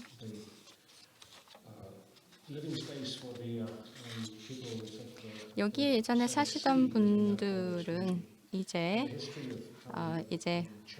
우리가 함께 역사를 만들고 있습니다. 그리고 이거 밴쿠버뿐만 아니라 또 이 전 세계에 있는 분들이 같이 이제 인류세라는 것을 살아가게 되었는데요. 안보에 대한 말씀을 드리도록 하겠습니다. 안보라는 것은 사실 여러 가지 이야기로 연결될 수가 있겠습니다. 문맥에 따라서 달라질 수가 있습니다. 그리고 시대에 따라서도 달라질 수가 있는데요. 안보라는 말은 사실 시대를 따라 많은 문제가 되었습니다. 국가적인 안보라는 뜻도 있겠고 우리의 국가를 지키는 것도, 그리고 경계를 지키는 것, 그리고 테러리즘으로부터 우리를 지키는 것, 그리고 또 범죄로부터 지키는 것도 국가 안보로 들어갈 수가 있겠습니다. 글로벌 안보라는 것도 우리 스스로가 글로벌 정세를 지키는 것을 말을 합니다. 그렇기 때문에 지정학적인 부분도 들어가겠죠. 아까 다른 분들도 지정학에 대해서 말씀을 하셨습니다. 그렇기 때문에 대부분의 사람들에게는 안보라고 한다면 이것은 안전이다라고 생각할 수가 있겠습니다. 안보라는 것은 우리를 안정적으로 유지할 수 있도록 해주고 미래로 나아갈 수 있도록 해줄 것이다라고 생각을 합니다.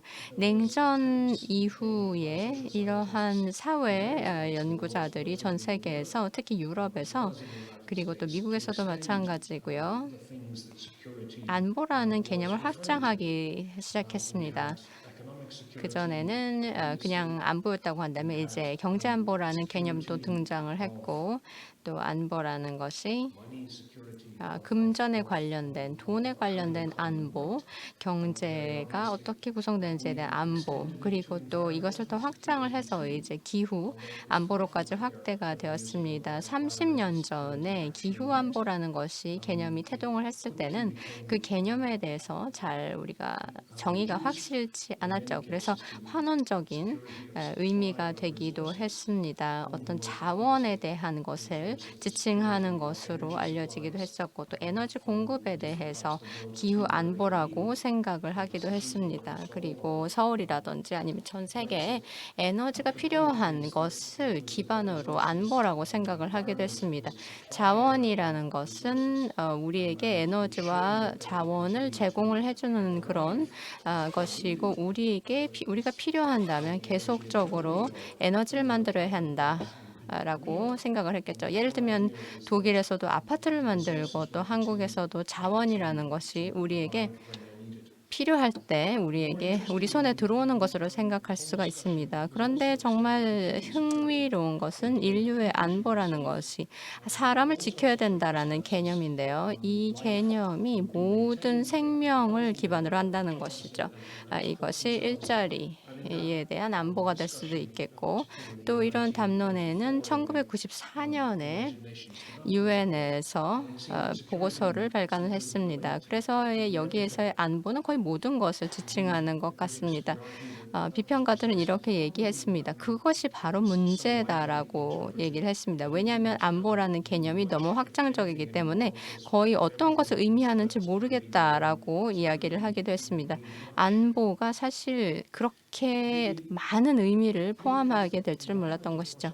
환경도 안보와 보호의 개념 안으로 들어가게 되었습니다.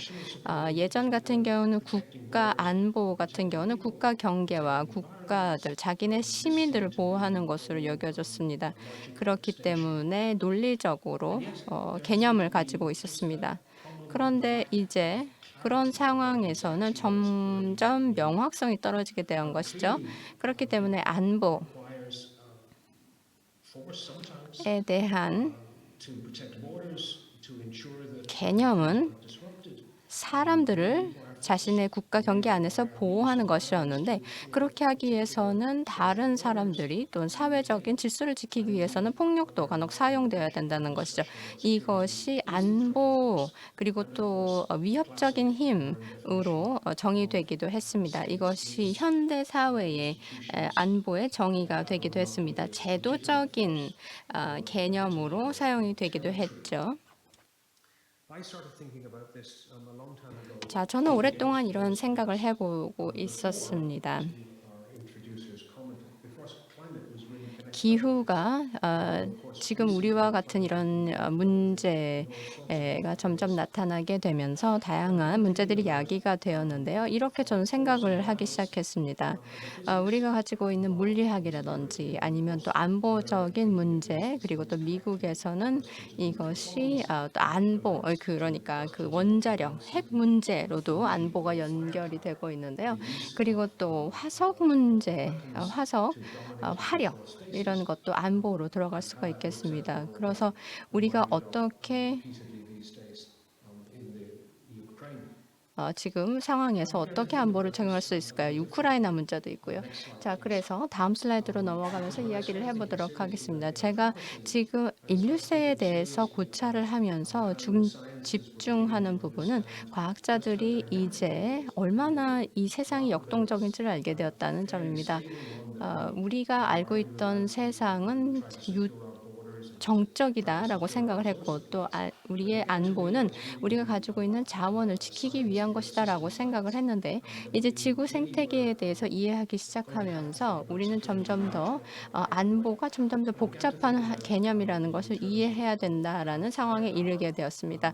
어떻게 화력 발전이 그리고 또 또 무력 사용과 또 무기 폭발 이런 부분과 관련이 되어 있는지도 생각하게 되었습니다. 우리가 살아가는 현대 사회에서는 대규모의 에너지를 필요로 합니다. 아까 지금 독일에서 갈탄 문제를 들었습니다. 그런데 조금 더 중요한 것은 우리가 연소를 하는 데 있습니다. 그러니까 이러한 물리적인 프로세스 때문에 80%의 에너지는 이제 연소를 하기 위해서 사용이 된 것입니다. 그러니까 국가들이 일반적으로 한 80% 연소를 하게 되는데요. 이렇게 되면서 이 많은 화력이라는 것이 아주 큰 양의 CO2를 발생시키게 되었습니다. 여러분들 기후를 한번 생각을 해볼까요? 기후는 무엇을 보호해야 되는 것일까요? 우리는 기후라는 것은 우리가 만들어내는 것으로 기후가 영향을 받게 됩니다. 그 자연의 생산을 생각해 봤을 때 현대 사회에서 우리가 만들어내는 것은 엄청난 양의 CO2입니다. 우리는 가스를 대기 중에 올려 보내고 있습니다. 그래서 기후에 대해서 이러한 문제를 만들어내고 있습니다. 자, 다음 것을 보시면요. 수십만 년 동안 대부분의 인간 역사에서 우리 지구계 또 생태계에서 이 생태계 이 시스템은요. 밀란코비츠 사이클이라는 것으로 알려져 있었습니다. 이분은 아주 현명한 과학자신데요. 이 지구의 궤도가 기울기에 따라서 조금 더 흔들릴 수가 있고 그에 따라서 일조량이 달라지게 되면서 복사의 양이 달라진다라고 이야기를 했습니다. 그래서 오랜 시간 동안 이렇게 기울기에 따라서 일사가 달려지다 보니까 기후가 영향을 받는다라는 것이 수십만 년 동안 이제 증장이 되었다. 그리고 또 빙하기도 생겼다가 없어졌다. 이렇게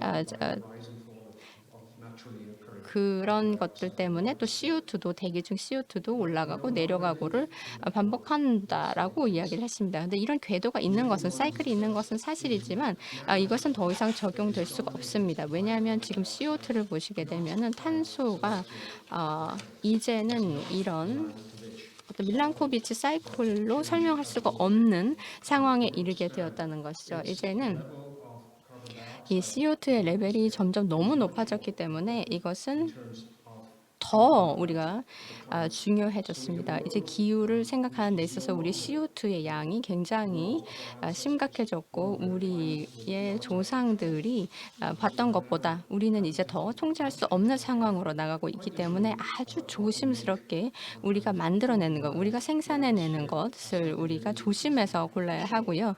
그리고 지금 굉장히 중요한 상황에 있다라는 것, 그리고 가스를 발생시키는 것, 그리고 또 우리가 만들어내는 대기권의 가스 이런 것들이 무엇인지를 우리가 앞으로 10년 또는 몇십 년 안에 굉장히 중요하게 고려를 해야 되는 것이죠. 글로벌 정치학에서 우리가 이 문제에 대응할 수 있는 것이 어떤 방안이 있을지를 생각해 봐야 된다는 것입니다. 그렇지 않게 되면 아주 전 세계적으로 큰 분쟁이 일어날 수가 있습니다.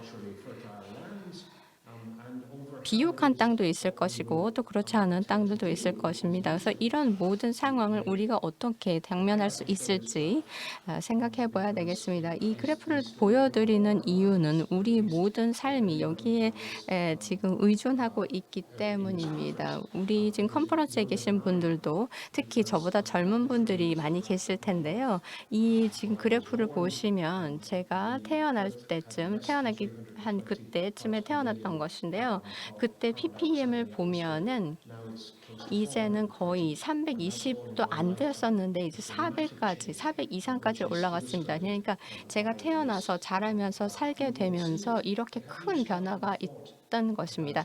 그렇기 때문에 우리는 이 부분을 잠시 멈춰서 생각을 해봐야 되겠습니다. CO2가 우리가 태어나기 전에는 어땠는지를 생각을 해봐야 됩니다. 그래서 각각의 우리가 살면서 얼마나 많은 CO2를 발생하고 있는 있는지를 생각을 해보는 것이 우리가 어떻게 글로벌 차원에서 우리가 어떤 것들을 만들어내고 있는지 어떤 변화를 해야 되는지를 생각할 수 있다는 것입니다. 자, 그래서 이것을 통해서 우리가 알게 되는 것은 인공적인 삶에 인공적인 상황에 사회에 살고 있다는 것입니다. 그래서 인공적으로 많은 것을 관리하려고 하고 있습니다. 여기에 이 사진을 통해서 우리가 직접적으로 개입을 하려고 하는 것입니다.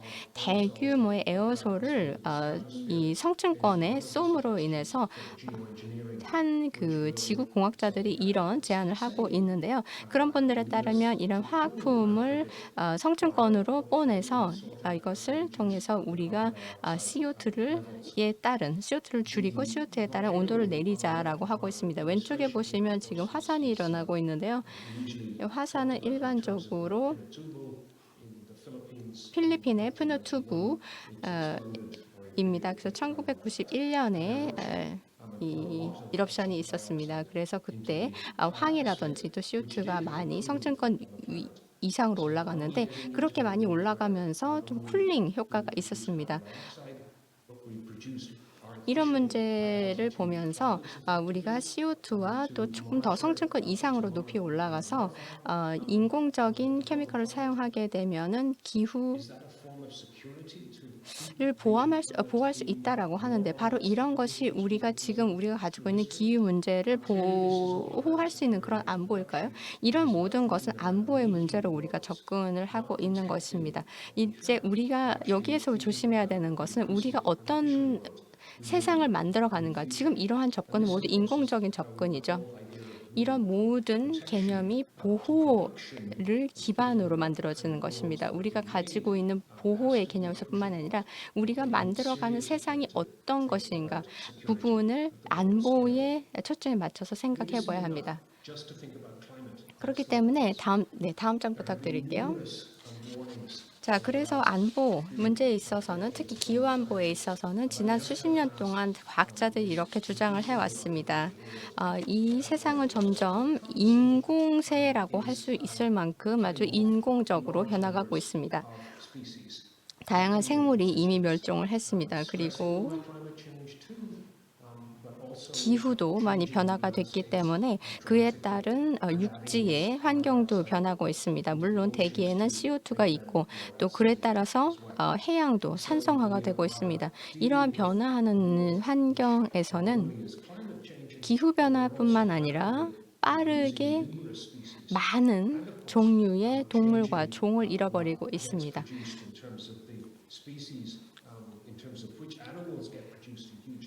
물론 이제 동물들 그리고 또 모든 다양한 생물 종들도 또 농산물 또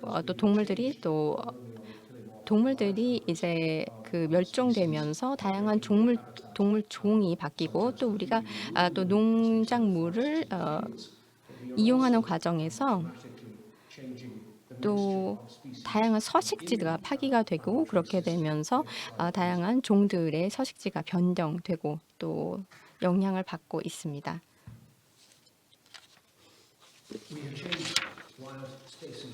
야생동물도 영향을 받고 있습니다. 우리가 아주 심각하게 야생종들의 영향을 미쳤습니다. 왜냐하면 인간과 우리가 기르는 가축의 생물량이 너무나 많아졌기 때문인데요. 뭐 돼지라든지 말이라든지 아니면 이런 소, 돼지가 굉장히 많아졌습니다. 그래서 이런 개체수가 너무 많아졌기 때문에 사람 개체수뿐만 아니라 그리고 말씀드린 것처럼 우리가 농축을 하는 데 있어서 많은 가축을 기르다 보니까 이것이 우리가 생산하는 음식에 따라서 육지를 다르게 사용하는 것이죠. 그래서 그렇게 점점 확대를 해 가다 보니까 동물의 서식지를 점점 밀어내는 그들이 서식할 수 있는 곳을 아주 줄여버리는 그런 지경에 이르렀습니다.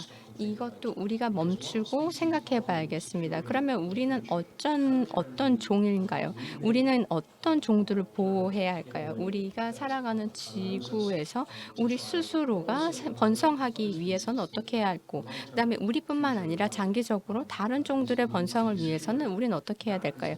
우리가 생각하는 안보, 보호라는 것은 우리 종뿐만 아니라 다른 종들에게도 적용이 돼야겠습니다. 특히 인류세에서 우리가 꼭 질문해야 되는 부분입니다. 존 헤드가 이런 책을 썼습니다. 몇 년 된 책인데요. 여기에서는 새로운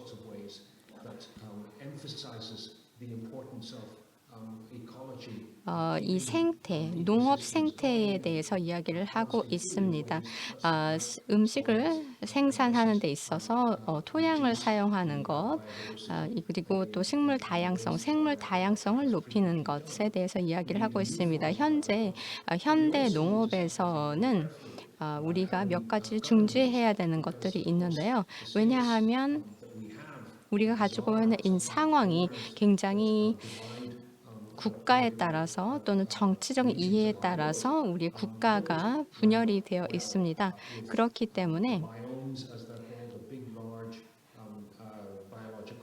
바이오 생명 또는 다양성에 있어서 이 국가 경계에 따라서 영향을 받게 되고, 그래서 우리가 하는 새로운 제도들이 농업이라든지 또 그에 따라서 현대 농업과 또 그에 따른 영향이 어떻게 미치는지 그런 것들을 생각을 해봐야겠습니다. 그리고 특히 농업 생산에서는 굉장히 좀 유사한 가이드라인을 사용을 하고 있습니다. 사실 기후가 굉장히 다른데 유사한 방법으로 생태계의 그 농업을 하고 있습니다. 그렇기 때문에 여기에서는 다양한 화력을 이용해서 또 농업에도 적용하고 있습니다. 그래서 이런 문제를 우리가 이제 멈춰야 되고요. 그리고 또 기업들이 같이 이런 농업에도 포함이 되고 있습니다. 재정적인 부분, 금융적인 그런 프로핏만을 생각하는 경향이 있습니다. 그렇기 때문에 이제는 장기적인 생명에 대해서 고려를 해봐야 하겠습니다. 우리가 어느 정도의 범위를 넓힐 것인가, 그리고 또 생태는 어느 정도까지 할 것인가. 지금은 단일 종 또는 단일 작물을 우리가 기르고 있기 때문에 그런 것들을 다년생으로 기를 수 있도록 해야겠습니다. 이런 새로운 재구성, 또 우리가 가지고 있는 현재 인류세에 대한 재고가 필요할 때입니다. 농업 부분에 있어서도요. 그리고 이 부분에서는 맥도널드라는 분이 쓰신 책입니다. 작년에 쓰신 책인데요. 생태 부분에 있어서 우리가 안보를 생각해야 된다라는 것입니다. 이제 생태계는 우리가 보호해야 되는 부분이라는 것인데요. 이제 우리가 장기적으로 지구에 살기 위해서는 꼭 생태를 생각하지 않을 수가 없다는 것입니다. 그렇다면 어떻게 할 수 있을까요? 그렇게 하기 위해서는 우리가 어떻게 할 수 있는지, 킴 스탠리 로빈슨이 이런 책을 썼습니다. The Ministry for the Future이라는 책인데, 여기서는 우리에게 중요한 질문을 던지고 있습니다. 미래에는 어떤 정부가, 예를 들어서 여기 같은 경우는 이제 미국 정부가 어떤 모습일까, 이런 이야기를 하고 있습니다. 그렇기 때문에 현재 우리의 삶을 통해서 봤을 때 앞으로 우리가 미래에는 어떤 미니스트리가, 어떤 정부 또는 어떤 부처가 미래를 지배해야 되는지, 어떤 미래를 만들어야 되는지, 그런 것들이 향후에 우리 미래 세대들에게 어떤 좋은 영향을 미칠 수 있을지를 이야기를 하고 있습니다. 왜냐하면 이 현재 인간이 만들어내는 생산, 이것이 뭐 갈탄이 됐던지 아니면 모래를 수입을 하던지 아니면 해양에서 가져오든지 아니면 다른 나라에서 가져오든지, 우리는 정말 많은 양의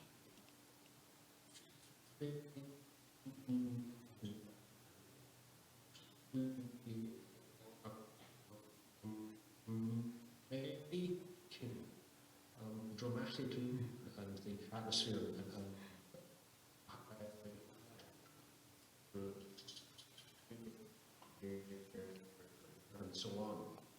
in this efficient need to be about reinvesting. 이런 인류세에서는 우리가 어떤 부분을 투자하는지를 조심해서 봐야 되겠고요. 자 이제 여기를 보도록 하겠습니다. 에너지 부분을 한번 살펴보도록 하겠습니다. 에너지 부분이 기후 변화에 많은 영향을 미친다라고 몇 년 동안 계속 논의가 되고 있는데요. More and more money going into renewable some years. The majority of the building new facilities on the government is increasingly moving in that direction. Less and less money is going to making coal plants. 그래서 지금의 상황을 보면은 석탄으로 많은 투자가 들어가지 않고 있습니다. 투자를 줄이고 있습니다. 그리고 지금 우크라이나와 러시아의 전쟁이 일어나는데 이것도 사실 에너지와도 큰 긴밀한 관련이 있습니다. 그렇기 때문에 우리 스스로가 에너지 자립을 할 필요가 있다. 우리 라이프 스타일에 있어서 우리가 다른 나라의 또는 비간접적인 에너지 생산에 기대면 안 되겠다라는 자각이 일어나고 있습니다. 그렇기 때문에 우리가 이제 안보가 무엇인가 다시 생각해 보아야 될 텐데요. 안보라는 것은 생산이기도 합니다. 우리가 어떤 세계를 만드느냐라는 것에 대한 문제이기도 합니다. 그렇지만 적극적으로 기후가 되었던 어떤 상황이 되었던 우리가 만들어 가고 싶은 그런 세상을 만드는 것이 안보라고 생각을 합니다. 마지막 슬라이드 부탁드리겠습니다. 슬라이드 넘겨주세요. 자, 마지막 슬라이드 감사합니다. 그래서 환경 안보를 제고하자라는 저의 책입니다. 여기에서 제가 말씀드리고 싶은 것은 석유라든지 기존의 에너지가 아닌 다른 곳에 투자를 해야 된다는 것입니다. 군사 화력 그런 부분이 아니라 우리의 자원에 대한 투자를 하는 것입니다. 더 적극적으로 새로운 상황을 우리가 당면해서 그것을 해결할 수 있는 부분으로 투자를 해야 된다는 것이죠. 물론 기후 부분에 있어서 우리가 큰 변화를 이루어내야 합니다. 왜냐하면 이미 CO2가 대기 중에 너무나 많기 때문입니다. 그럼에도 불구하고 우리가 필요로 한 에너지 믹스를 어떻게 만들 것인가, 그리고 지금 그에 따른 복잡한 전환의 과정을 어떻게 할 것인가, 갈탄을 사용하지 않고 또 에너지를 점점 독립을 하면서 갈탄을 예를 들어 사용하지 않게 되면 또 지정학적인 어려움이 있을 것입니다. 그리고 우리가 석탄을 사용하지 않게 된다면 지정학적인 또 그에 따른 문제가 있겠죠. 그리고 또 재생 에너지로 아마 전환을 해야 할 것입니다. 그렇지만 조금 빨리 해야 합니다. 이제 안보라는 것은 우리가 기존에 가지고 있었던 것을 보호하는 것, 우리가 가지고 있었던 자원을 보호하는 것, 우리가 가지고 있는 능력을 새로운 상황, 것이 아니라 우리가 가지고 있는 능력을 우리가 새로운 상황으로 적응해 나가는 것, 빠르게 변화시켜 나가는 것, 그것을 통해서 우리가 새로운 기후에 잘 적응할 수 있도록 하는 것입니다. 그래서 새로운 에너지 시스템에 우리가 잘 적응할 수 있도록 하는 것, 그에 따라서 기후 혼란을 덜 할 수 있도록 하는 것이 현명하게 인류세를 살아갈 수 있는 방법이라고 생각을 합니다. 그래서 안보는 근본적인 문제입니다. 인류세에서는 새로운 상황이 있다는 것을 우리가 이제 이해하고 우리가 꼭 해야 하는 것은 그리고 많은 연구자들 그리고 또 액티비스트들이 함께 힘을 모아야 되겠습니다. 우리 모두가 함께 힘을 합쳐서 이러한 새로운 사고의 세계로 나아갔으면 좋겠고, 앞으로 몇 년 안에 이제 빠르게 이런 우리의 살아가는 세상 그리고 우리의 사고를 빠르게 전환을 해야 할 것입니다. 그래서 새로운 인류세의 상황을 대면할 수 있을 것입니다. 감사합니다. 예, 감사합니다. 달비 교수님. 네, 안보에 대해서 안보의 개념을 확장해서 그리고 보호라는 게 과연 무엇인가에 대해서 흥미로운 화두를 던져 주셨습니다. 혹시 그 패널, 그러니까 에버트 교수님, 달비 교수님, 또 김주수 연구원님 서로 간의 발표에 대해서 혹시 질문하시거나 코멘트하실 부분이 있다면 나중에 한 10분 있다가 저에게 말씀을 주시고요. 그런 질문거리를 한번 생각하시는 동안에 한 10분 정도 제가 짧게 현재 기후 안보 체제가 놓여 있는 위험성에 대해서 짤막하게 좀 배경 설명을 드리고자 합니다. 원래는 논문으로 제출한 건데요. PPT로 논문을 좀 올리기는 그래서요. 이런 겁니다. 지금 좀 전에 달비 교수님이 그런 얘기를 하셨죠. 안보라는 게 결국 우리가 어떤 세상을 만들고자 하는 것인가, 이게 이제 안보의 중요한 부분이다라고 하면서 전 세계 화제를 모았던 그 소설 얘기하셨잖아요. SF 작가 로빈슨이 쓴 Ministry for the Future, 그 아주 흥미로운 책인데요. 안타깝게도 지금 현재 강대국들은, 그리고 현재 선진국들은 우리가 어떤 세상을 만들 것인가에 대해서 사실은 굉장히 불완전한 개념에 의존하고 있습니다. 대표적으로 예를 든다라면 지금 미국의 경우에는 바이든 행정부가 들어서면서 전략적 경쟁과 협력이라고 하는 두 가지를 함께 풀어나가고자 하는 비전을 세웠습니다. 그걸 통해서 세계를 신재생 에너지 기반의 사회로 이행해 나가겠다라는 개념을 제시했었고요.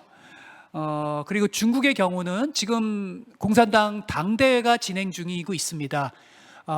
중국의 경우에 이번 당대회의 특징은요, 기존의 당대회와 달리 두 가지의 새로운 개념이 들어가 있습니다. 그게 흥미로운 포인트인데요. 하나가 녹색 성장에 대한 겁니다. 기후 안보 체제와 관련이 되는 얘기죠. 그리고 또 하나는 국방 군사력의 강화에 대한 이야기입니다. 그런데 제가 제 페이퍼를 자세하게 소개하진 않겠습니다. 우리가 시간이 많지 않아서요. 그냥 제 핵심 아규먼트는 이런 겁니다. 바이든 행정부의 전략적 경쟁과 협력이라는 비전에 대해서 인수위 단계 때 제가 강연이나 페이퍼나 칼럼을 통해서 그런 문제 제기를 한 적이 있습니다. 전략적 협력과 전략적 경쟁과 기후의 협력, 이건 공존하기 힘들 거다. 왜냐하면 현재 바이든 행정부의 기본적인 문제의식은 체제를 건 중국과의 체제를 건 경쟁을 넘어선 헤게모니의 싸움이기 때문에, 그래서 저는 당시 바이든 대통령을 저희 냉전의 역사를 활용해서 신냉전 리버럴이라고 이름을 붙인 바 있습니다. 즉 바이든 대통령은 중국과의 21세기적 냉전을 통해서 이 중국으로 헤게모니 이행되는 것을 모든 수단과 방법을 통해서 막겠다라는 생각을 했고요.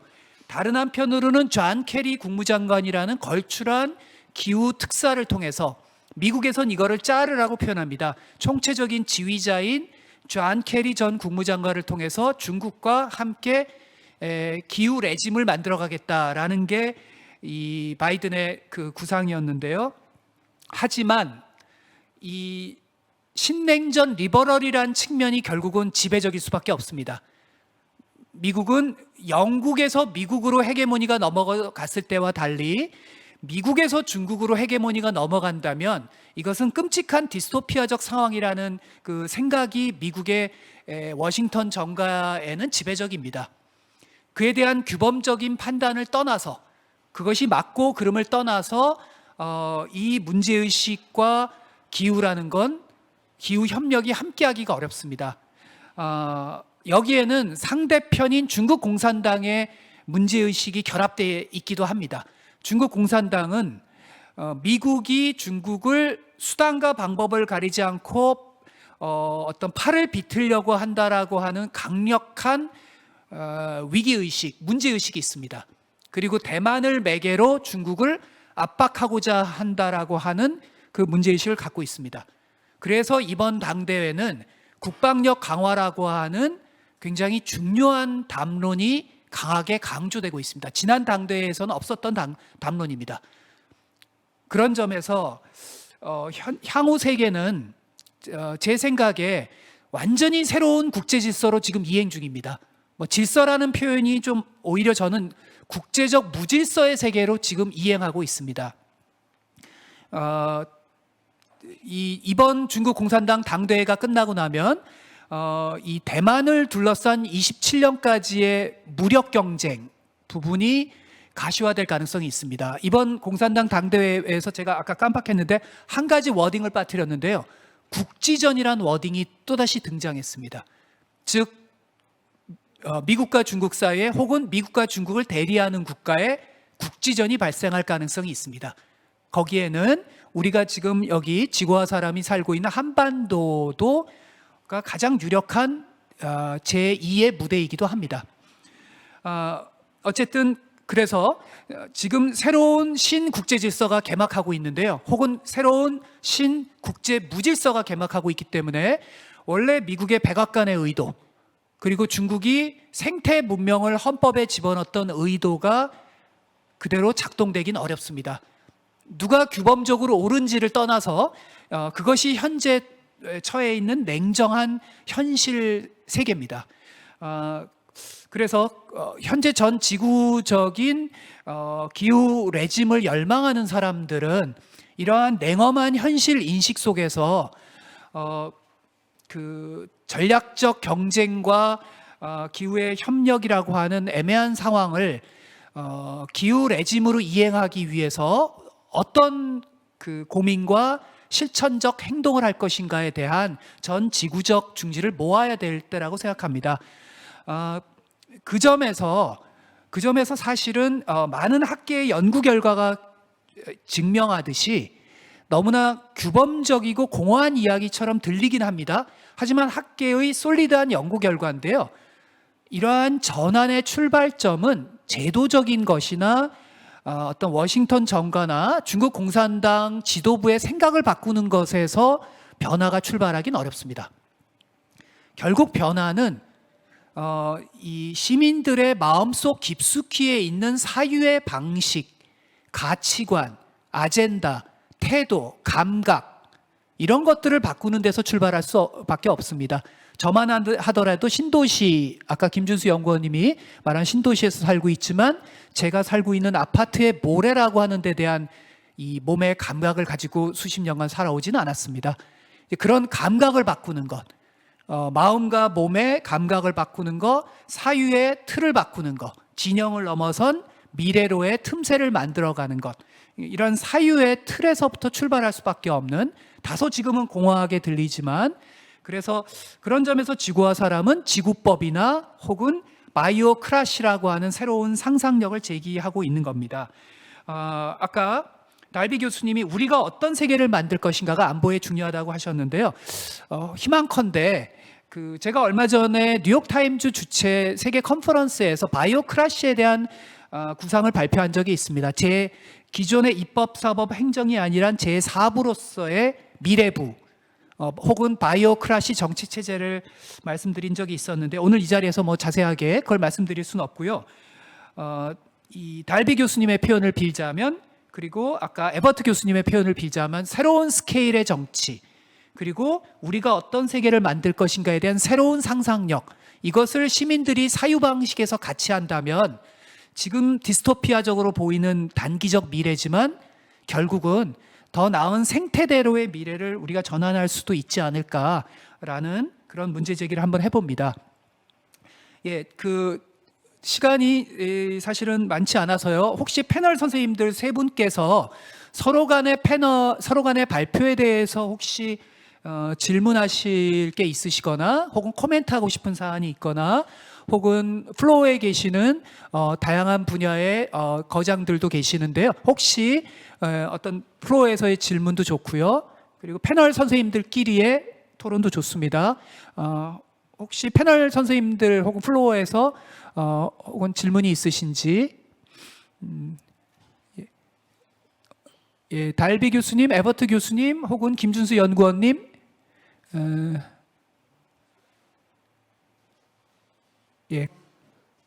지금 yes, go ahead. Yes, thank you for the opportunity for asking questions as well, and thank you, Professor Ahn, for your 예, 좋은 질문 감사드립니다. 안 선생님 감사드립니다. 두 분 발표 잘 들었습니다. 유럽의 관점에서 보자면은요, 사실 지정학적인 문제와 관련해서 그리고 안보적인 문제에 대해서 말씀을 해주셨는데, 그리고 이 사실은 가는 것이 어떻게 보게 되면은 좀 불편하면서도 어떻게 보게 되면은 좀 잘 연관관계가 있는 것 같습니다. 그렇기 때문에 가스나 전기라든지 이런 문제만은 아닌 것 같습니다. 리튬이라든지 사실 많은 자원을 이 국가가 가지고 있지는 죄송합니다. 많은 국가가 리튬 배터리 자원을 갖고 있지는 못하죠. 미래 모빌리티에 대해서도 영향을 줄 수 있는 부분이고요. 우크라이나와 관련되어 있는 여러 가지 요소가 있다라고 생각을 합니다. 일반적으로 보게 되면은 예, 선생님이 말씀하신 게 맞고 그리고 캐나다, 유럽, 한국, 동아시아 여러 가지 관점이 있고 그리고 이 부분에 대해서 어떻게 연관관계를 가져가야 되는지에 대해서 언급을 좀 부탁드리겠습니다. 예, 질문 감사합니다. 일단 김준수 연구원님 혹시 지금 말씀에 대해서 코멘트 해주시면. 네.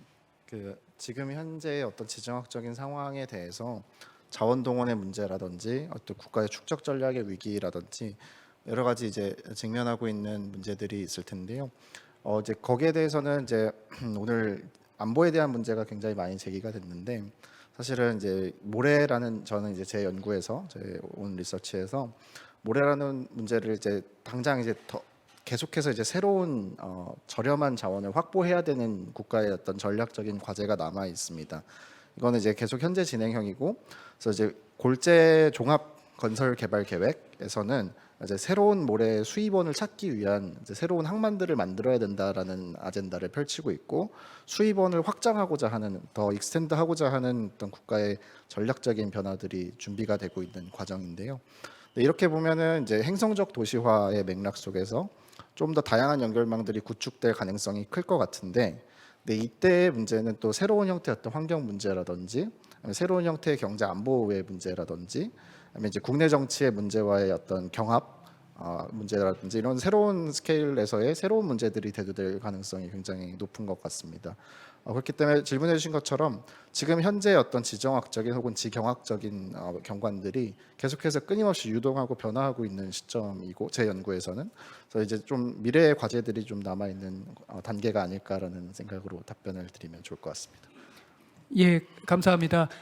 김주수 연구원님도 혹시 에버트 교수님의 향후 연구와 그리고 달비 교수님의 향후 연구에서 혹시 이제 도움을 주실 코멘트라든지 혹은 궁금하신 포인트 짧게 얘기해 주시면 감사하겠습니다. 네, 우선 조나단 교수님의 발표에서 굉장히 흥미로웠던 점은 발화가 어떻게 스케일 점핑을 만들어내고 있는가의 어떤 진술의 정치가 어떤 스테이트먼트가 새로운 형태의 스케일의 정치를 만들어내는 과정이 굉장히 흥미로운 것 같은데요. 그럼에도 불구하고 아마 독일이 경험했던 어떤 지정학적인 맥락이 한국이 지금 처하고 있는 상황과도 굉장히 비슷한 측면이 있을 것 같습니다. 특히 아까 발표에서 파워풀 나레티브라고 했었던 것 중엔 굉장히 통일 이후에 90년대 이후에 어떤 통일 이후에 독일 통일 이후에 남아 있는 과제들이 현재 진행형이고 거기에는 새로운 어떤 도로의 건설이라든지 건조 환경의 건설 문제가 새로운 이제 유인 전략으로서 인구 유인 전략으로서 활용되고 있는데 이런 문제들이 어떻게 보면은 이제 자본의 순환 위기라든지 자본의 축적 문제에서 건설, 건축, 그다음에 개발 담론과도 떼어질 수 없는 것 같은데요. 아마 이 문제가 한국의 어떤 통일 이후 아니면 지금의 어떤 경합 이후에 이제 건설 문제라든지 자본 축적의 위기라든지 이런 것들이 똑같이 답습될 가능성이 굉장히 높을 것 같은데 혹시 지금 이제 구체적인 로컬 스케일에서 이 독일 통일의 경험, 그다음에 이제 지역에서의 어떤 경관 변화, 아니면 이제 물리적 조건의 변화, 인구의 변화 이런 것들에 대해서 그런 경향성들을 어떻게 우리가 살펴볼 수 있을지 좀 한 가지 코멘트를 또 들어보면 재밌을 것 같다는 생각이 들었고요. 일단 그러면 연구원님 그 에버트 교수님 리플라이를 약간 듣고 짧게 듣고 그리고 아까 달비 교수님이 또 하실 말씀이 있으셔서 또 달비 교수님으로 또 이어지겠습니다. 예, 그럼 혹시 지금 김준수 연구원님에 대해서 에버트 교수님 짧게 리플라이 해주실 게 있으면 예. Yes, thank you. Very briefly, Junsu. 예, 아주 간단하게 말씀드리겠습니다. 예, 이 주제 뭐 오랫동안 얘기할 수 있는 주제죠. 아주 간단하게만 말씀드리겠습니다. 로컬하게 보게 되면 아주 큰 변화가 있었던 것이 사실입니다. 경제적으로 그리고 사람들 정신적으로도 통일 이후 아주 큰 변화가 있었습니다. 오염도가 상당히 높았었고요. 사람들이 폐라든지 이런 쪽의 문제도 상당히 많이 있었습니다. 그리고 사람들은 좀 흥미로운 게 과거를 좀 그리워한다라는 게 좀 재미있는 것 같아요. 사실 사람들이 경제적인 안보라든지 이런 거에 더 신경을 쓴다라는 거예요. 오염 이런 거에 대해서 신경을 그렇게까지 쓰지는 않는다라는 겁니다. 이런 부분을 다 쉽게 잊는다라는 거죠. 하지만 젊은 세대들 같은 경우에는 과거를 보지 못했었잖아요. 그리고 그냥 젊은 세대들한테 같은 경우 보게 되면은 그냥 좋은 지역이고 그냥 매력적인 지역이에요. 왜냐하면 일자리가 없어지고 미래 기회가 없어지니까 그냥 거기를 떠나는 겁니다. 따라서 이 두 개의 문제에 대해서 저글링을 하든 어떻게 균형을 잡는지가 상당히 어렵다라는 거죠. 하나의 질서의 맥락 내에다가 이렇게 양쪽을 다 살펴봐야 되고 그리고 지금 같은 경우에는 오염도 잘 되지 않고 그리고 살기도 상당히 좋아졌어요. 근데 사람들이 점점 더 여기 안 살고 있어요. 사람들이 여기에 있을 이유가 없다라는 거죠. 왜냐하면 일자리가 없거든요. 환경은 정말 좋아졌는데 사람들이 잘 살고 있지 않다. 이게 큰 문제이고요. 이 부분에 대해서는 길게 논의도 할 수 있을 거라고 생각을 합니다. 한국의 경험에 대해서도 좀 이야기를 해보면 될 것 같고 그리고 한국의 통일 다음 전략과 생각해서 이 부분을 좀 더 이야기해 볼 수 있을 것 같습니다. 네, 에버트 교수님 감사합니다. 에버트 교수님과는 이게 짧은 패널 토론이 아니라 같이 공동 워크숍 같은 거를 해야 되지 않을까 생각이 드는데요. 그리고 달비 교수님이 지금 기다리고 계신데요. 달비 교수님 또 질문이나 코멘트 할 게 있으시다고 하네요. 예, 달비 교수님 연결해 주십시오. 예, 기다리셨습니다. 예, 달비 교수님. 네, 이 말씀을 드리고 싶습니다. 아까 질문하셨던 그 부분이 있는데요. 에버트 교수님께서 질문하셨었죠. 아까 에버트 교수님이 하셨던 질문을 대답을 해보자면요. 에너지 안보에 대한 말씀을 드리고 싶습니다. 우크라이나 그리고 유럽의 에너지 안보 문제를 보게 되면 우리가 화석 연료가 바로 이 화석 혈류 그리고 또 이 공급은 계속적으로 이루어져야 됩니다. 그렇기 때문에 러시아가 지금 처음에 전쟁을 할 때 아주 똑똑하게 그 공급 차원을 이용을 했습니다. 그렇기 때문에 이제 우리는 점점 러시아가 이 공급책을 가지고 이용한다는 것을 알게 되었는데요. 이제 점점 탄소를 발생하는 연료를 사용하지 않는 국가가 늘어나고 있습니다. 그렇기 때문에 그렇게 된다면 우리의 정치적인 그 물리학은 굉장히 달라질 것입니다. 우리가 다른 물질을 사용하게 되면 또 재생 에너지를 이용하게 되면은 어떤 국가에서는 조금 어려움도 있을 것입니다. 왜냐하면 공급에 어려움이 있겠죠. 그렇지만 전체적인 우리가 환경적인 지금의 데미지, 지금의 손상을 보게 되면은 우리가 사용하는 현재의 화석 연료가 아주 굉장히 큰 문제를 만들고 있다는 것을 알게 됩니다. 그리고 또 탱커도 필요하죠. 트럭도 필요하죠. 그리고 그것을 저장을 해야 하죠. 이 모든 것이 필요합니다. 그리고 이것을 옮겨야 되죠. 굉장히 많은 공급 관련된 환경 문제가 발생을 하게 됩니다. 그렇기 때문에 새로운 재생 에너지를 사용하게 되면은 지속적으로 이렇게 큰 공급 문제 아니면 환경적인 문제를 만들어낼 필요가 없다는 것입니다. 그렇기 때문에 근본적으로 완전히 다른 접근입니다. 그래서 이것이 굉장히 중요한 차원에 우리가 고려해봐야 되는 것이고 우리가 자꾸 까먹는 게 있습니다. 우리가 재생에너지를 바꾸게 되면요, 우리가 그렇게 많은 항만도 필요 없고 그렇게 많은 정유, 트럭 등등 탱커 이런 것들이 필요 없습니다. 그래서 우리가 꼭 이 부분을 빼먹지 말고 우리 담론에 꼭 포함을 해야겠고요. 정말 헤게모니에 대해서 아까 말씀하셨는데 헤게모니도 굉장히 중요합니다. 분명히 해결해야 될 문제입니다. 헤게모니 중심의 문제, 또 경제, 그에 따른 문제들이 발생을 하고 있습니다. 그래서 글로벌 헤게모니 같은 경우는 사실 화석을 기반으로 하기도 있었습니다. 지금 미국 같은 경우는 석유 그리고 가스를 기반으로 많이 경제가 성장을 하고 있죠. 그렇기 때문에 장기적으로 봤을 때 다음 헤게모니에 있어서 특히 이 국가가 힘을 계속 갖기 위해서 또 경제가 계속 힘을 갖게 하기 위해서는 의존을 낮춰야 되겠습니다. 특히 에너지 소스에 대한 의존을 줄여야 되겠죠. 미국도 그렇고 중국도 마찬가지일 것입니다. 새로운 질서에서는 이런 부분을 정치인들이 계속 생각을 해야 합니다. 정치인들이 계속적으로 첫 번째로 생각해야 되는 것은 이 공동의 지구를 우리가 가지고 있다는 것입니다. 우리는 분리된 지구에 사는 것이 아니기 때문입니다. 예, 달비 교수님 감사합니다. 달비 교수님 말씀 들으니까 62년 쿠바 미사일 위기 때 이 위기를 겪고 나서야 깨달은 존 F 케네디의 아메리칸 대학에서의 멋진 말, 우린 모두 다 같은 공기를 마시고 있다라고 하는 그 말이 생각이 납니다. 달비 교수님이 방금 요 코멘트는 사실은 국가 전략하는 분들이 꼭 들었으면 좋았을 것 같네요. 저희가 시간이 거의 돼서요. 그래도 일부는 제가 에버트 교수님한테 일부는 좀 드리고 싶습니다.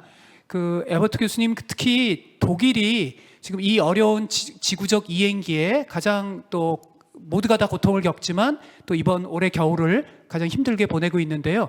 어떻게 단기적으로 힘들지만 장기적으로는 신재생 에너지로의 미래에 대해서 낙관하시나요?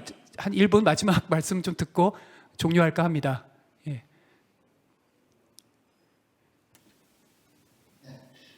Big question. 질문이 굉장히 거대 질문인데요. 죄송합니다. 예, 지금 전환이 이루어지고 있죠. 한 40년 이상 동안 재생 가능 쪽으로 넘어가고 있습니다. 근데 지금 너무 느려요. 너무 적고 너무 공간도 적고 시간도 오래 걸리는 것 같습니다. 문제가 되는 게 좀 말이 이상한가요? 어떻게 보면은 우리가 아주 로컬하게 민주주의적으로 아주 잘해요. 그렇기 때문에 프로젝트를 하게 되면은 뭐 이게 화석이 됐던 혹은 재생에너지가 됐던지 간에 사람들에게 다 기회를 주고 사람들의 의견을 다 경청을 해야 됩니다. 예를 들어서 not in my backyard라든지 뭐 아니면은 뭐 찬성을 해주든지 다 이야기를 들어야 됩니다. 근데 속도감은 빨리 내야 되는데 사실 겨울 내에 이 문제가 해결될 것 같지는 않습니다. 윈드 터빈이라든지 뭐 솔라 패널이나 많이 설치돼야 되는 거는 알고 있습니다. 하지만 우리가 사실 어떻게 보게 되면은 자금이 기다리고 있는 상황입니다. 모든 게 다 준비가 될 필요가 있고 기술도 다 준비를 할 필요가 있다라는 거죠. 궁극적으로 넘어가야 되는데 겨울을 좀 시원하게 보내지 않나 싶습니다. 아직 많은 분들이 다 준비가 되어 있지 않고요. 1년 전 대비했을 때 전기료가 거의 3배 가까이 올랐어요. 어쨌거나 저뿐만 아니라 다른 사람들에게 있어서 굉장히 힘든 겨울이 되겠죠. 시위하시는 분들도 상당히 많고요. 그리고 이 부분에 대해서 고통스러운 거는 많이 맞습니다.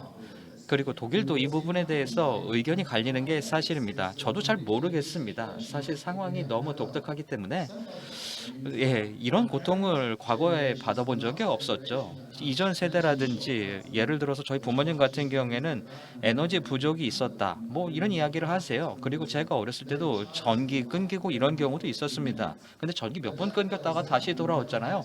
근데 지금처럼 에너지 안보와 관련되어 있는 이런 이슈가 한 30-40년 동안은 없었었죠. 상황이 아예 새롭다라고 말씀이 들고 적응을 해야 되는데 답이 없는 것 같습니다. 죄송합니다. 예, 너무 솔직하신 말씀 감사합니다. 또 불편한 진실이죠. 현재 저희는 이제 새로운 세계 무질서로 전 세계가 이행하는 것 같습니다. 그 과정에서 독일뿐 아니라 캐나다, 미국, 저희 한반도 다 같은 혼란, 동요, 고민, 이제 고통인 것 같습니다.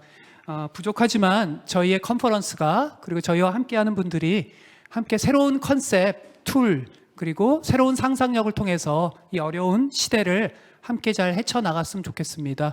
오늘 참여해 주신 패널 세 분 선생님 그리고 플로어 지켜주신 선생님들께 따뜻한 감사와 연대 인사를 보내고자 합니다. 예, 감사합니다.